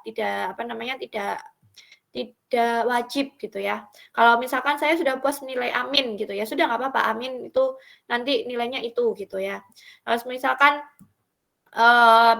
kok misalkan belum UAS kok sudah A gitu ya, sudah nggak usah ikut UAS, nggak apa-apa gitu ya. Jadi nanti mungkin insya Allah UASnya seperti itu, asalkan dengan catatan bahwa narasi yang teman-teman buat itu benar-benar bagus dan juga bisa dimasukkan sebagai sebuah review gitu ya. Review itu lebih sulit sebenarnya daripada menulis jurnal gitu ya. Nanti akan saya tunjukkan beberapa penelitian-penelitian yang lumayan agak baru sebenarnya ya, tapi yang nanti akan saya bahas sebentar. Nah, ini adalah keunggulan-keunggulan PLTN jika diterapkan di Indonesia. Tentunya sebenarnya fokusnya adalah menggantikan batu bara gitu ya. Jadi meskipun energi batu bara di cadangan kita itu cukup besar gitu ya, pengembangan energi batu bara yang dilakukan secara besar-besaran itu pasti akan menimbulkan polusi terhadap lingkungan. Seperti yang saya ceritakan tadi, dampak lingkungannya itu akan lebih besar dibandingkan dengan yang dihasilkan gitu ya. Jadi kita akan merugikan sejumlah kehidupan yang ada di muka bumi ini gitu ya. Nah, polusi yang dihasilkan dari gas yang dihasilkan dari batu bara itu sendiri, nah kalau misalkan konsumsi energinya itu semakin meningkat ya, otomatis akan meningkatkan polusi juga gitu ya. Dan kita nggak bisa menghindari konsumsi energi yang terus meningkat. Kenapa? Karena kemajuan dari teknologi gitu ya. Jadi katakanlah mungkin nanti kita akan tidak menggunakan bahan bakar bahan bakar minyak gitu ya. Katakanlah kita di stop bahan bakar minyaknya. Kita kalau naik sepeda motor, naik mobil pakai mobil listrik gitu ya. Listrik sendiri itu datangnya dari mana? Listrik sendiri itu kan datangnya dari energi, di mana energinya itu dihasilkan juga, butuh juga gitu ya, dalam pembuatannya entah itu PLTU, entah itu PLTP, entah itu PLTN, seperti itu ya. Jadi istilahnya kalau misalkan dijadikan sebuah acuan gitu ya, kita punya sebuah acuan bahwa semakin lama itu bumi kita itu emang semakin membutuhkan energi dan yang namanya krisis energi itu memang nyata gitu ya. Jadi semakin lama cadangan minyak di bumi kita itu juga habis karena diambil terus-menerus kan, dan dia bukan merupakan yang renewable gitu ya, dia nggak bisa diperbarui lagi gitu. Nah, artinya kita membutuhkan bentuk energi yang lain. Nah, makanya sekarang lebih banyak yang diarahkan ke pemakaian listrik gitu ya, pemakaian elektrik gitu ya, entah mulai dari kompor listrik, kendaraan listrik, sepeda listrik, tapi kita juga tidak boleh lupa bahwa listrik itu dihasilkan dari energi apa gitu ya. Pilihannya hanya ada PLTP, PLT batubara ya, PLTU gitu ya, kita belum punya PLTN. Otomatis nah di sini kalau misalkan kita mau pakai terus-menerus resource batubara kita gitu ya cadangannya lama-lama juga akan habis juga. Nah, lama-lama akan habis juga itu juga bersesuaian dengan hasil polusi yang terjadi kalau energi yang dibutuhkan oleh masyarakat Indonesia itu semakin besar. Jadi intinya mau tidak mau kita harus cari pembangkit listrik tenaga yang lain. Nah, salah satunya yang jadi acuan adalah PLTN ini gitu ya. Nah, ada yang lain, contohnya energi angin. Tapi seberapa besar sih energi angin yang ada di Indonesia ini gitu ya? Mungkin sangat besar, tapi pemanfaatannya otomatis hanya bisa ditemukan dalam wilayah-wilayah tertentu saja. Di Nganjuk gitu ya, Nganjuk itu kan dekat dengan kita ya, tapi kita tahu sendiri, memang di situ disebut dengan kota angin, tapi saya belum pernah melihat ada pembangkit listrik tenaga angin di Nganjuk gitu ya. Kenapa bisa terjadi demikian? Ternyata angin yang dihasilkan di Nganjuk tidak cukup kuat untuk memutar sebuah turbin. Dan andai kata pun kuat, yang dihasilkan hanya kecil, tidak bisa dikomersialisasikan. Nah, itu adalah hal yang perlu kita pahami bersama. Yang paling bisa digunakan, yang paling bisa dimanfaatkan itu adalah sumber daya angin di Nusa Tenggara Barat. Dan itu daerah Nusa Tenggara sana ya.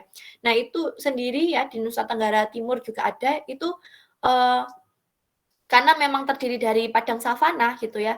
Nah, itu maksudnya adalah tidak menyeluruh kan ya, cuma di sana aja gitu ya. Nah, otomatis di situ ada kebutuhan tentang pemanfaatan energi alternatif yang lain. Salah satunya adalah PLTN ini gitu ya. Nah, gitu. Jadi tadi sebenarnya kita sudah punya resource ya dari bumi kita, ada banyak, ada air, ada panas bumi, ada angin, ada batu bara, tapi masing-masing punya kelemahan dan masing-masing sama saja PLTN juga punya kelemahan gitu ya. Nah, ini adalah penjelasan tentang hal yang terkait dengan PLTN. Nah, sekarang saya akan menunjukkan beberapa hal yang terkait dengan penelitian-penelitian yang ada di ini ya, penelitian-penelitian yang terkait dengan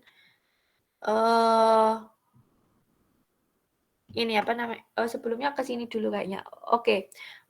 Penelitiannya dipending dulu, ini ke penjelasan tentang yang persamaan ini, analisis reaktor fisi. Jadi ini tuh sebenarnya adalah semacam, kalau misalkan kita mau berkecimpung dalam dunia fisika nuklir gitu ya, kita bisa menganalisis reaktor fisi itu dari beberapa macam hal gitu ya. Dimana kalau misalkan tadi dikatakan ya, yang PLTN memang sebuah sumber energi baru gitu ya, reaktor nuklir fisi apalagi ya yang memanfaatkan reaksi fisi itu merupakan sumber energi baru. Nah, ini tadi juga sudah dijelaskan bahwa reaksi fisi itu diawali oleh neutron dan disertai dengan pembebasan neutron juga. Tadi kalau digambarkan kan ada satu neutron yang mengenai inti, kemudian terus ada satu yang mengenai inti, terus nanti pecah gitu ya, pecah jadi 3 gitu ya. terus nanti pecah lagi dan berantai, terus nanti akan ada 3 neutron gitu ya. Artinya reaksi fisi itu diawali dari neutron dan disertai dengan pembebasan neutron dari sebuah inti. Nah, reaksi fisi ini dapat dijaga dengan juga bantuan neutron yang diproduksi. Nah, populasi neutron pada reaktor itu dideskripsikan oleh persamaan yang namanya adalah persamaan transport. Dan ini sebagai pengetahuan teman-teman aja. Kalau misalkan kita membahas tentang reaktor fisi, maka kita bisa memperhitungkannya. Kita bisa menghitungnya melalui sebuah persamaan yang disebut dengan persamaan difusi. Di mana persamaan difusi ini adalah salah satu pendekatan untuk menghitung neutron transport gitu ya. Neutron yang mengalami itu tadi ya perpindahan itu tadi. Nah, kelakuan neutron yang berdifusi di sekitar reaktor ini dipecahkan dengan persamaan difusi 2 dimensi namanya. Nah, ini analisis neutronik ini dengan memecahkan persamaan difusi ini dilakukan secara numerik gitu ya. Kenapa saya sebutkan numerik? Karena masih bisa dihitung menggunakan rumus-rumus. Tapi kalau misalkan sudah terlalu besar, iterasinya sudah terlalu banyak, biasanya itu dilakukan dengan metode komputasi. Nah, persamaan difusi ini digunakan dengan tujuan bisa memecahkan atau menyelesaikan masalah secara analitik. Saya katakan masalah adalah itu tadi ya, kita ingin menghitung, ingin menganalisis semacam reaktor fisi gitu ya. Nah, kita kalau pengen mempelajari tentang analisis reaktor fisi itu, maka kita harus memahami teori dasarnya. Nah, teori dasarnya ini berkaitan dengan yang disebut dengan difusi neutron. Jadi difusi neutron ini yang kita bahas yang terjadi dalam reaktor nuklir fisi. Nah, ini diambil dari bukunya ini ya, tahun 2007 ya. Gitu. Nah, teorinya adalah seperti ini. Jadi, ini skema dari evolusi sebuah neutron dalam sebuah reaktor nuklir. Jadi, ada semacam yang disebut dengan difusi. Difusi ini bisa memecahkan semacam X ini adalah bagian dari unsur ya, neutron tadi. Di mana divisi ini terjadi pada sebuah sistem dan mengalami yang namanya reaksi. Nah, reaksinya dibagi menjadi 2. Ada yang disebut dengan neutron emission atau emisi neutron ya, pelepasan neutron. Ada yang disebut dengan absorption. Nah, absorption ini menghasilkan yang disebut dengan fisi dan juga buangan lainnya yang berupa X ini ya. Ini unsur apalah gitu ya, istilahnya bagian dari unsur tapi apa gitu. Jadi partikel X gitu. Nah, di sini kalau yang neutron emisi ini akan mengalami scattering dan juga bisa mengalami yang disebut dengan N2N, N3N ini kalau mengalami 2 kali dan 3 kali dari emisinya gitu ya. Nah, ini kalau dituliskan dalam sebuah persamaan difusi neutron 2 dimensi ini bentuknya dalam persamaan diferensial tentunya ya. Nah, di sini kalau kita tahu ada visi itu adalah kecepatan dari neutronnya. Kemudian ada Pi, itu adalah flux dari neutronnya. C adalah densitas prekursornya. D adalah koefisien difusi neutronnya. Gamma adalah rata-rata neutron per visinya. Nah, di situ ada jumlah dari visi dalam cross sectionnya. Jadi secara makroskopik kita kalau memperhitungkan reaksi visinya, jumlah visinya adalah sejumlah sigma F dan juga kalau absorpsinya sejumlah delta sigma alfa gitu ya. Nah, lambda di sini merupakan radioaktif delay yang sifatnya adalah konstan gitu ya. Nah, fraksi neutron fisi yang terdelay itu biasanya dituliskan dalam bentuk betanya. Nah, persamaan difusi neutron 2 dimensi itu dituliskan seperti ini. Ini diambil dari buku yang tadi ya. Nah, dengan syarat batas tertentu kita menentukan syarat batasnya yaitu kalau misalkan ini ya neutron fluxnya itu terletak dari pada X dan 0 gitu ya, maka kita bisa mendapatkan nanti konstantanya adalah C sama dengan C sebagai fungsi dari X gitu ya. Nah, ini kita bisa mencari solusi persamaan difusinya ini. Gitu. Caranya bagaimana? Kita harus mengasumsikan dulu. Jadi diasumsikan kalau cross section secara makroskopik itu nanti konstan. Cross section itu maksudnya adalah perpotongan ya teman-teman ya, dalam melaksanakan reaksi tadi kalau misalkan terjadi sebuah tumbukan kan ada cross section ya, perpotongannya sebelum ada yang mengalami fisi dan yang mengalami scattering gitu ya. Nah, asumsi yang kedua, neutronnya dinyatakan dalam sebuah kelajuan yang konstan. Neutron flux itu diseparasi atau kita sebutnya dengan bebas waktu. Jadi kalau misalkan teman-teman ingat ya dulu kalau misalkan membahas tentang apa itu namanya Schrödinger ya, kita kenal ada rumusan Schrödinger bebas waktu ya. Di sini dituliskan seperti ini, rumus persamaannya ada X, T. Nah, di sini ada dua suku yaitu suku spasial dan suku bagian waktu. Ini bisa diselesaikan sendiri-sendiri. Jadi ini adalah X dan ini adalah T-nya gitu ya. Nah, ini seperti ini. Jadi neutron fluxnya ini bagian dari neutron fluxnya yang tadi dinotasikan seperti ini adalah dianggap bebas waktu atau diselesaikan sendiri gitu ya. Density prekursornya juga bebas waktu. Jadi penyelesaiannya dipisah gitu ya. Nah, metode analitik itu menggunakan asumsi dan juga menggunakan variabel yang separasi variabel tadi gitu ya. Sedangkan kalau menggunakan metode numerik, maka kita menggunakan yang namanya metode aproksimasi atau pendekatan. Nah, jadi dilakukan dengan pendekatan gitu ya. Nah, yang numerik juga kita bisa melakukan, kita bisa mengganti persamaan diferensial multidimensional dengan turunan parsial oleh persamaan diferensial sistem satu dimensi. Jadi kita menggunakan bagian X-nya saja, tidak perlu memperhitungkan dari variabel dari arah Y dan Z-nya. Kita hanya fokus ke satu sistem dimensi saja. Jadi disederhanakannya dengan memisalkan gitu ya. Misalkan sigmanya dituliskan dengan seperti yang ditulis di sini ya, di sini dan ini B-nya, maka persamaan difusinya sigmanya ini digantikan oleh ini ya, sejumlah ini digantikan oleh sigma, dan B-nya ini digantikan oleh B. Jadi ini bentuknya adalah persamaan difusi yang tadi yang awal tadi sudah berubah menjadi persamaan difusi yang baru gitu ya. Nah, kita bisa mengasumsikan yang paling sederhana dengan neutron fluxnya itu dianggap sebagai bebas waktu dan density prekursornya juga bebas waktu. Otomatis di sini kita bisa menghilangkan T di sini ya. Suku T di sini bisa hilang gitu ya karena kita anggapnya sudah bebas waktu. Nah, persamaan difusinya jadi tinggal persamaan bagian spasialnya saja, bagian satu dimensi X-nya saja ini, ruang X-nya saja. Sehingga density prekursornya juga demikian juga. Jadi diasumsikan demikian ya teman-teman ya. Nah, setelah itu bisa kita kalkulasikan. Dari kalkulasi secara numeriknya adalah seperti ini. Seperti ini, seperti ini.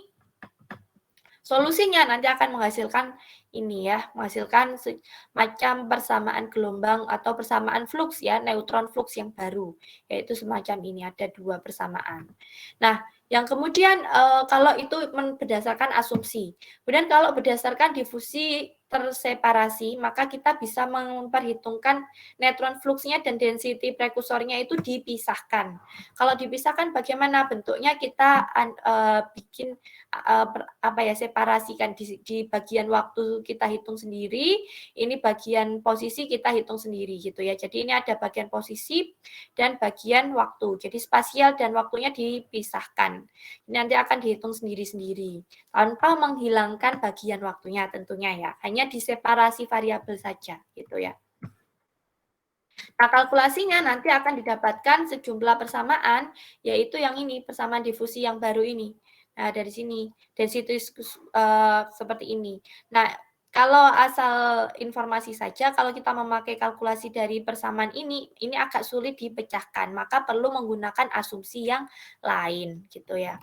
Nah, density prekursor bebas waktu, ini asumsi yang lain. Dengan neutron fluxnya itu dihitung secara separasi variabel dan density prekursornya itu dianggap bebas waktu. Jadi untuk khusus pada suku density prekursornya ya, yang di sini density prekursornya itu dianggap bebas waktu sehingga bentuknya persamaan difusinya adalah seperti ini, gitu ya. Nah, kemudian diseparasikan tiap variabel, terus persamaannya bergantung posisi, dan nanti akan muncul ada konstanta. Nah, ini nanti mungkin cuma jadi pengetahuan saja ya, bahwa kalau misalkan kita ingin menganalisis reaktor fisi, maka kita bisa mendapatkannya dari beberapa macam, yaitu berdasarkan analitik atau numerik. Kemudian kalau misalkan berdasarkan analitik, maka kita bisa mendapatkannya dari asumsi dan lain sebagainya. Termasuk salah satunya adalah persamaan difusi gitu ya. Jadi ini nanti akan saya share aja gitu ya, bisa dipelajari asal tahu saja gitu ya. Kalau misalkan teman-teman mau menganalisis reaktor fisi gitu ya. Nah, ini sampai sini. Kalau misalkan mau baca buku lengkapnya, ini adalah buku lengkapnya ya. Ini ada untuk bagaimana solusi difusi, dan ini adalah untuk yang nuklir reaktor teorinya. Jadi ada kesinambungan antara sebuah teori dan matematisnya gitulah. Nah, itu seperti itu ya teman-teman ya. Jadi secara konsepnya seperti itu. Nah, itu mengenai sejumlah cara bagaimana kita bisa menganalisis secara numerik bagi reaktor fisi gitu ya. Nanti akan saya share aja di ini itunya. Alangkah lebih enaknya kalau teman-teman baca bukunya aja langsung, karena itu lebih jelas gitu ya. Meskipun memang harus extra time gitu ya. Nah, ada semacam mana ya?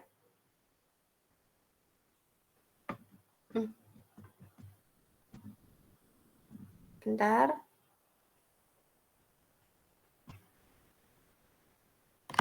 Nah, ini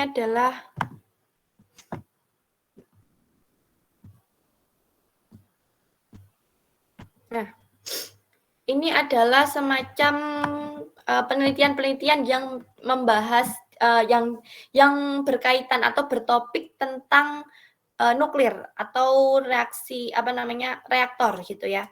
Jadi kebanyakan biasanya kalau misalkan para fisikawan atau mereka-mereka yang fokusnya ke nuklir itu pilihannya ada di dua jenis, yaitu pengembangan konsep reaktor atau juga ke arah fisika medis. Karena kalau di fisika medis itu kan membahas tentang MRI, terus membahas tentang pemanfaatan nuklir radioisotop sebagai deteksi penyakit-penyakit kayak gitu ya. Jadi pilihannya ada dua untuk mereka ini. Nah, ini adalah salah satu contoh untuk desain konsep reaktor. Nah, sebenarnya kalau penelitian-penelitian yang semacam ini gitu ya, ini tidak hanya dilakukan oleh orang Indonesia saja gitu ya, orang luar negeri juga. Makanya saya tadi bilang bahwa di video yang saya tampilkan tadi juga sudah ditayangkan ya. Kalau misalkan ada sebuah reaktor itu semakin lama itu akan semakin diperbarui gitu ya. Makanya sebelum ke pembangunan harus didesain dulu konsepnya gitu ya. Nah, desain konsep ini biasanya sebelum dibawa ke area industrinya gitu ya, akan menjadi sebuah rujukan penelitian-penelitian yang ada di perguruan tinggi. Nah, salah satunya ini yang sudah dilakukan oleh di ITB itu keahliannya namanya keahlian fisika nuklir memang ya. Chairman-nya kepala keahlian ya, kepala kelompok keahliannya ini adalah Pak Abdul Waris, sampai sekarang masih beliau karena memang yang berkecimpung di nuklir itu Pak Abdul Waris. Kalau yang di fisika medis atau biomedik atau biofisika itu ada Pak Freddy, itu beda lagi gitu ya. Nah, ini akan saya jelaskan yang di nuklir gitu ya. Nah, di KK nuklir itu biasanya penelitiannya adalah semacam ini. Jadi mereka mendesain konsep reaktor nuklir gitu ya, di mana memakai bahan bakarnya tetap bahan bakar radioaktif, cuma di situ desainnya ini kalau yang diseminarkan di Universitas Riau ini masih penelitian awal gitu ya. Jadi di desainnya ini digunakan bahan bakarnya uranium alam, kemudian ada pendinginnya berupa gas helium dan juga Cladding-nya adalah ini ya, apa namanya, SS316, ini semacam merek mungkin ya, ada spesifikasinya saya juga kurang paham, dan reflektornya yang digunakan adalah B4C. Nah, ini digambarkan kalau terasnya itu berupa silinder, jadi apa namanya, dia berupa silinder dan memiliki jari-jari radialnya sekitar 100 cm. Nah, tinggi aksialnya sekitar 270 cm. Kok cilik ya, kok kecil ya gitu ya. Ini kata lagi-lagi ini hanyalah desain konsep reaktor. Jadi mereka pakai pemodelan, teman-teman ya. Bukan membuat reaktor bikin begitu, enggak. Tapi mereka menggunakan pemodelan. Kalau misalkan modelnya itu ukurannya seperti ini, nanti kalau misalkan berhasil, kalau misalkan mau memperbesar ya cukup dikalikan saja mau diperbesar berapa kali. Biasanya seperti itu caranya gitu ya, kalau misalkan kita mau mendesain atau membangun sebuah reaktor gitu ya. Nah, di sini yang dihasilkan dari perhitungan itu gitu ya, reaktornya itu bisa bertahan gitu ya selama 10 tahun tanpa pengisian ulang bahan bakar. Kalau dari desain konsep reaktor PLTN yang jenisnya dan basis bahan bakarnya uranium alamnya itu gitu ya. Nah, ini memang seperti ini ya. Jadi seperti itu. Jadi apa namanya, parameternya yang dipakai juga, desainnya juga sebenarnya sudah ada gitu ya. Maksudnya bahan-bahan alat-alatnya itu semacam yaitu kan itu desain gitu ya. Kalau misalkan desainnya seperti ini. Nah, nanti kira-kira berapa lama sih si PLTN itu bisa bertahan kayak gitu tanpa diisi bahan bakar gitu ya. Atau misalkan dihitung kalau misalkan pakai pendingin helium tadi, kira-kira apakah panas yang dihasilkan bisa melambat gitu ya. Jadi reaktornya tidak cepat panas. Nah, itu biasanya penelitiannya adalah seperti itu ya, teman-teman ya. Nah, dari situ hasil-hasilnya biasanya digambarkan seperti ini gitu ya. Desain konsepnya yang seperti ini, grafiknya seperti ini gitu ya.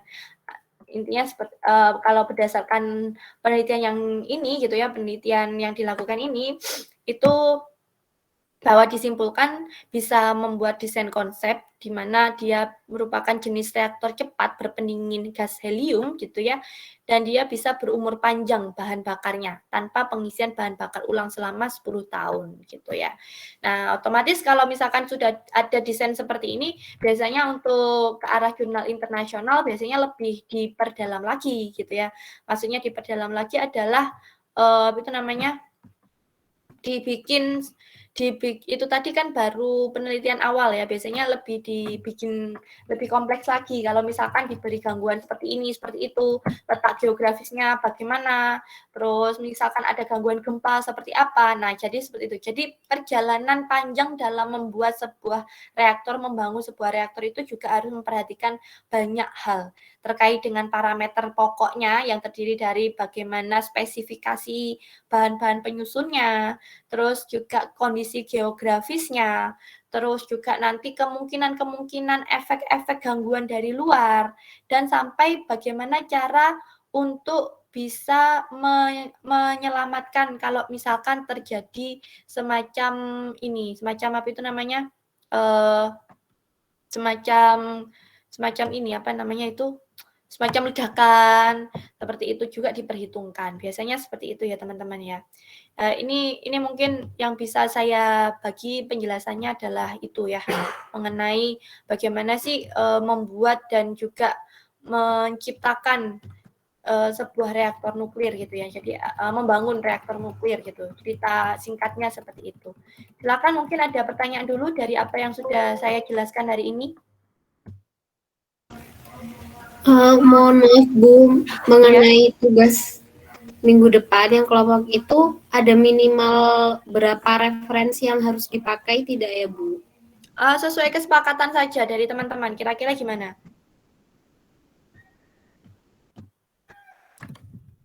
Kalau semacam review jurnal gitu, itu kan lebih baik ya teman-teman ya. Jadi kalau misalkan teman-teman kan bertiga ya, artinya kalau misalkan bertiga, review jurnal tuh bukan berarti kalau jurnalnya nih apa namanya, saya sebut review jurnal tuh paham nggak ya? Maksudnya kalian baca dulu jurnalnya, jurnal orang gitu ya. yang topiknya seperti yang kalian ambil gitu. Katakanlah nanti ngambil topik pembangunan reaktor di Indonesia gitu ya. Nah, nanti kan banyak tuh penelitian-penelitian baik merupakan dari dampak analisis lingkungannya, dari analisis ekonomisnya, dari geografisnya, itu kan banyak nanti gitu ya. Baik yang mendukung maupun yang tidak mendukung. Nah, di tulisan nanti teman-teman itu bisa ngarahkan ke situ gitu ya. Mana saja tulisan-tulisan yang mendukung dirangkum, terus mana saja tulisan-tulisan yang tidak mendukung dirangkum. Nah, itu nanti insya Allah akan banyak sendiri referensinya gitu ya. Karena kalau misalkan teman-teman baca satu, nanti pasti akan merembet ke referensi yang digunakan di satu referensi itu gitu ya. Jadi akan merembet ke referensi-referensi yang lainnya gitu ya. Jadi istilahnya kalau kita ingin membuat narasi yang sifatnya saintifik gitu ya, kita nggak cuma menceritakan berdasarkan pengalaman saja, tapi berdasarkan sumber referensi gitu ya, itu memang membutuhkan kejelian dalam membaca. Jadi teman-teman sebenarnya tetap menyatakan pernyataan pendapat pribadinya terhadap pokok bahasan itu, tapi di situ harus mampu untuk memberikan juga komentarnya gitu ya, memberikan komentarnya gitu ya. Jadi nggak cuma merangkum saja, tapi juga menyusun komentarnya dan bisa membuat beberapa macam jurnal, beberapa macam bahasa menjadi sebuah ringkas dalam sebuah karya yang teman-teman buat gitu ya. Jadi istilahnya itu nanti akan membantu orang-orang bisa memahami lebih penelitian dari suatu jurnal. Jadi itu seperti itu ya. Jadi sebenarnya itu arah tujuannya untuk tugas narasinya adalah seperti itu. Nah, nanti kalau misalkan dikatakan berapa minimal referensinya, karena ada orang 3, saya rasa sih 3 orang itu minimal baca 2 jurnal lah gitu ya, ya sudah 6 gitu ya, itu minimal ya. Tapi kalau misalkan lebih, ya lebih bagus lagi gitu ya. Jadi istilahnya seperti itu. Intinya yang pertama adalah silakan bentuk kelompoknya sendiri-sendiri, lalu teman-teman bisa menguji pemahaman teman-teman terhadap fisika inti ini terkait dengan nuklir sampai ke reaktornya ini gitu ya, dengan cara mengambil satu topik gitu ya, satu topik tertentu yang berkaitan dengan nuklir gitu, contohnya reaktor misalkan. Nah, hasil reviewnya nanti bisa digunakan juga sebagai bacaan teman-teman yang lain. Kalau saya rasa reviewnya susunan narasinya bagus, gak apa-apa, nanti kita bisa bukukan. Itu kalau kita bagikan cuma jadi 10 kelompok ya, dengan kelas yang lain paling juga cuma berapa gitu ya. Jadi nanti bisa satu ini bisa jadi satu buku kan lebih bagus gitu ya. Nanti bukunya ya atas nama teman-teman bersama gitu ya. Kalaupun nanti kalau ya saya lihat dulu kalau bagus gitu ya. Nanti bisa insya Allah kita bukukan gitu. Kalau bagus, kalau enggak ya sudah gitu ya. Atau nanti mungkin bisa dimasukkan, kalau bikin yang bagus sekalian, nanti bisa dimasukkan ke jurnal review juga gitu ya. Jadi seperti itu ya teman-teman ya. Jadi bikin dulu topiknya apa, pilih dulu topiknya apa, kemudian kumpulkan dari topik itu teman-teman cari gitu ya yang kerangka penelitiannya hampir sama gitu ya. Ruang lingkup dan tujuannya yang akan dibahas itu harus yang yang searah gitu ya. Jadi itu biar tidak salah nanti teman-teman untuk mengelompokkannya gitu ya. Jadi nanti kalau yang satu bahas topiknya reaktor, ya satunya jurnalnya yang relevan juga dengan reaktor, jangan yang bahas yang lain gitu ya. Nah, kemudian setelah itu teman-teman bisa lakukan juga setelah membaca tentunya ya, setelah membaca yang pertama yang dibaca kalau misalkan sudah lihat fokusnya sudah sama gitu ya, teman-teman perhatikan bagian diskusi dan kesimpulannya. Nah, kalau teman-teman bisa memperhatikan bagian ini, maka nanti teman-teman akan mendapatkan gambaran tentang hasil yang didapat dari penelitian di artikel tersebut gitu ya. Terkait solusinya gimana, metodenya bagaimana. Nah, gambarannya itu bisa menjelaskan dan bisa kalian gunakan ke langkah selanjutnya. Jadi setelah baca keseluruhan, nanti ditulis ringkasannya gitu ya, mulai membuat latar belakangnya sampai terakhirnya itu ditulis ringkas gitu ya, nggak perlu secara lengkap, menjelaskannya, tapi teman-teman cukup membuat 1-3 saja yang tergantung dari panjang artikel jurnalnya ya. Kalau singkat ya ringkasannya bisa mendetail juga gitu istilahnya ya. Nah, terus setelah nulis dari yang rangkuman jurnalnya, teman-teman tuliskan gagasan pendapat pribadinya gitu ya, pendapat pribadi teman-teman sendiri. Nah, dalam tahap ini nanti teman-teman bisa memperlihatkan dan memberikan pemahaman kalau memang teman-teman itu paham terhadap topik yang sedang kalian bahas gitu ya. Bisa dikasih tambahan saran atau rekomendasi dan juga yang lain-lain. Jadi intinya nggak cukup mengcopy paste, tapi juga tuliskan gagasan dan pendapat pribadi teman-teman tentang topik yang teman-teman ambil dari jurnal atau penelitian atau artikel orang itu gitu ya. Kemudian juga jangan lupa menyimpulkan gitu ya. Jadi nanti tetap saja dibuat layoutnya, strukturnya itu strukturnya itu semacam struktur jurnal yang terdiri dari introduction, terus pembahasan dan juga kesimpulan gitu ya. Nah, setelah itu nanti kalau sudah, karena tadi fokusnya kan dari 3 orang ya, kumpulan dari 3 orang yang memiliki gagasan dan ide, perlu diperiksa ulang, jadi dibaca lagi gitu ya.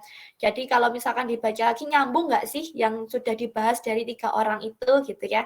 Nah, nanti kalau sudah nyambung maka kumpulkan ke saya. Gitu saja sih skemanya ya, alurnya untuk membuat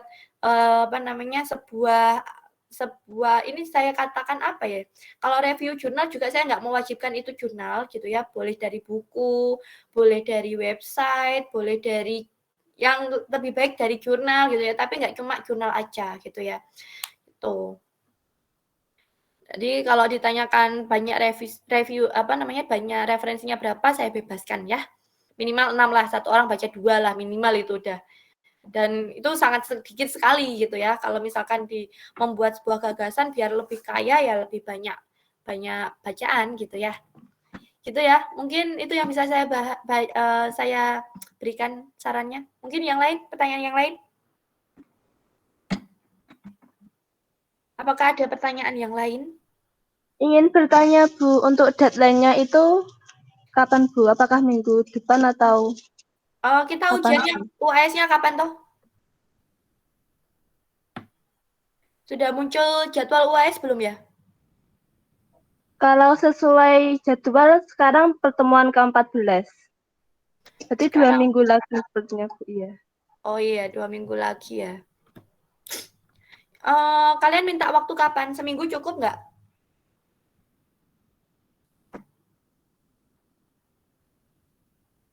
Kalau dikumpulkan tanggal 7 gitu, maksudnya minggu depan gitu, cukup apa enggak? Atau mungkin tanggal 10 ya, ini kan ada 10 hari artinya ya.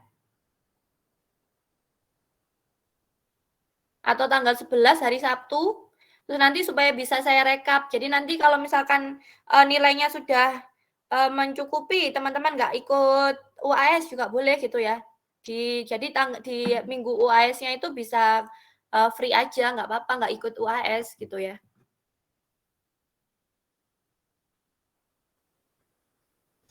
Itu tawaran sih dari saya, gimana?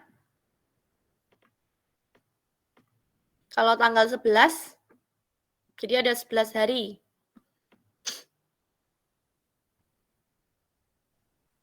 Iya Bu, Sabtu Iya saja. Bu, tanggal 11 itu saja Bu. Oke, tanggal 11 aja ya. Jadi nanti supaya tanggal 11 itu udah kumpul semua, dijadikan satu, nanti dijadikan satu oleh teman-teman sendiri, baru yang gabungannya itu dikumpulkan ke saya gitu ya. Gitu aja ya. Jadi tanggal 11 kita bikin kesepakatan ya, minimal 6 referensi karena ada 3 orang ya. Kemudian dikumpulkannya tanggal 11 supaya nanti bisa saya periksa dan supaya nanti misalkan sudah ada nilai gitu ya, teman-teman nggak ikut UAS juga nggak masalah gitu intinya gitu ya. Oke, mungkin Bu, ini ya. Ini kan siswa-siswanya ada 32, itu yang satu kelompok 2 atau bergabung menjadi 4 mahasiswa Bu? Kan maksimal 3 aja ya. Iya Bu. Maksimal 3 aja ya. Semuanya diganti 2 juga nggak apa-apa loh. Semakin banyak kan. Maksimal 3 mawon sih. Maksimal 3 ya. Soalnya menggabungkan terlalu banyak pemikiran itu juga sulit loh. Kalau misalkan teman-teman membuat narasi gitu ya. Nanti pasti ada yang nganggur gitu maksud saya.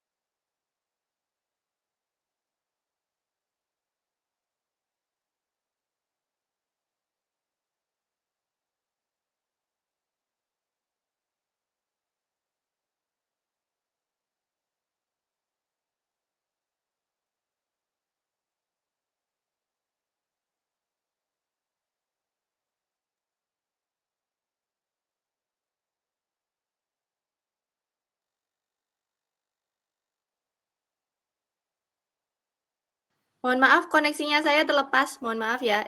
Belum saya tutup ya, udah pergi aja ya. Ini tadi ada yang nggak masuk siapa ya?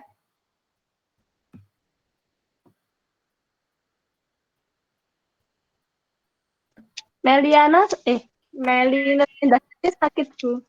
Oh, Meli sakit, terus siapa lagi? Ada 2 kan yang nggak masuk?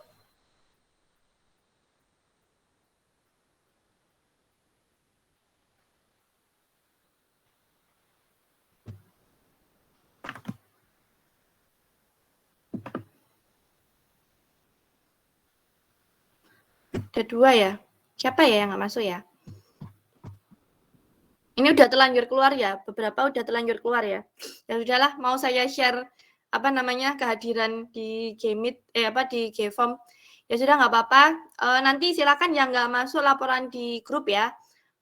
Untuk yang tidak masuk, kalau yang merasa masuk nggak usah, nggak apa-apa gitu ya. Kan ada fotonya sudah saya screenshot juga. Oke. Terima kasih teman-teman atas kehadirannya untuk perkuliahan hari ini. Mungkin itu dulu ya, saya cukupkan. Kalau misalkan ada pertanyaan, silakan nanti ditanyakan di grup. Sampai jumpa di minggu depan. Silakan diselesaikan tugasnya dengan baik, supaya tidak usah UAS gitu ya, kalau sudah cukup nilainya gitu ya. Terima kasih atas perhatiannya. Saya tutup pertemuan kita hari ini. Wassalamualaikum warahmatullahi wabarakatuh. Terima kasih, Bu. Sama-sama. Assalamualaikum warahmatullahi wabarakatuh. Wow.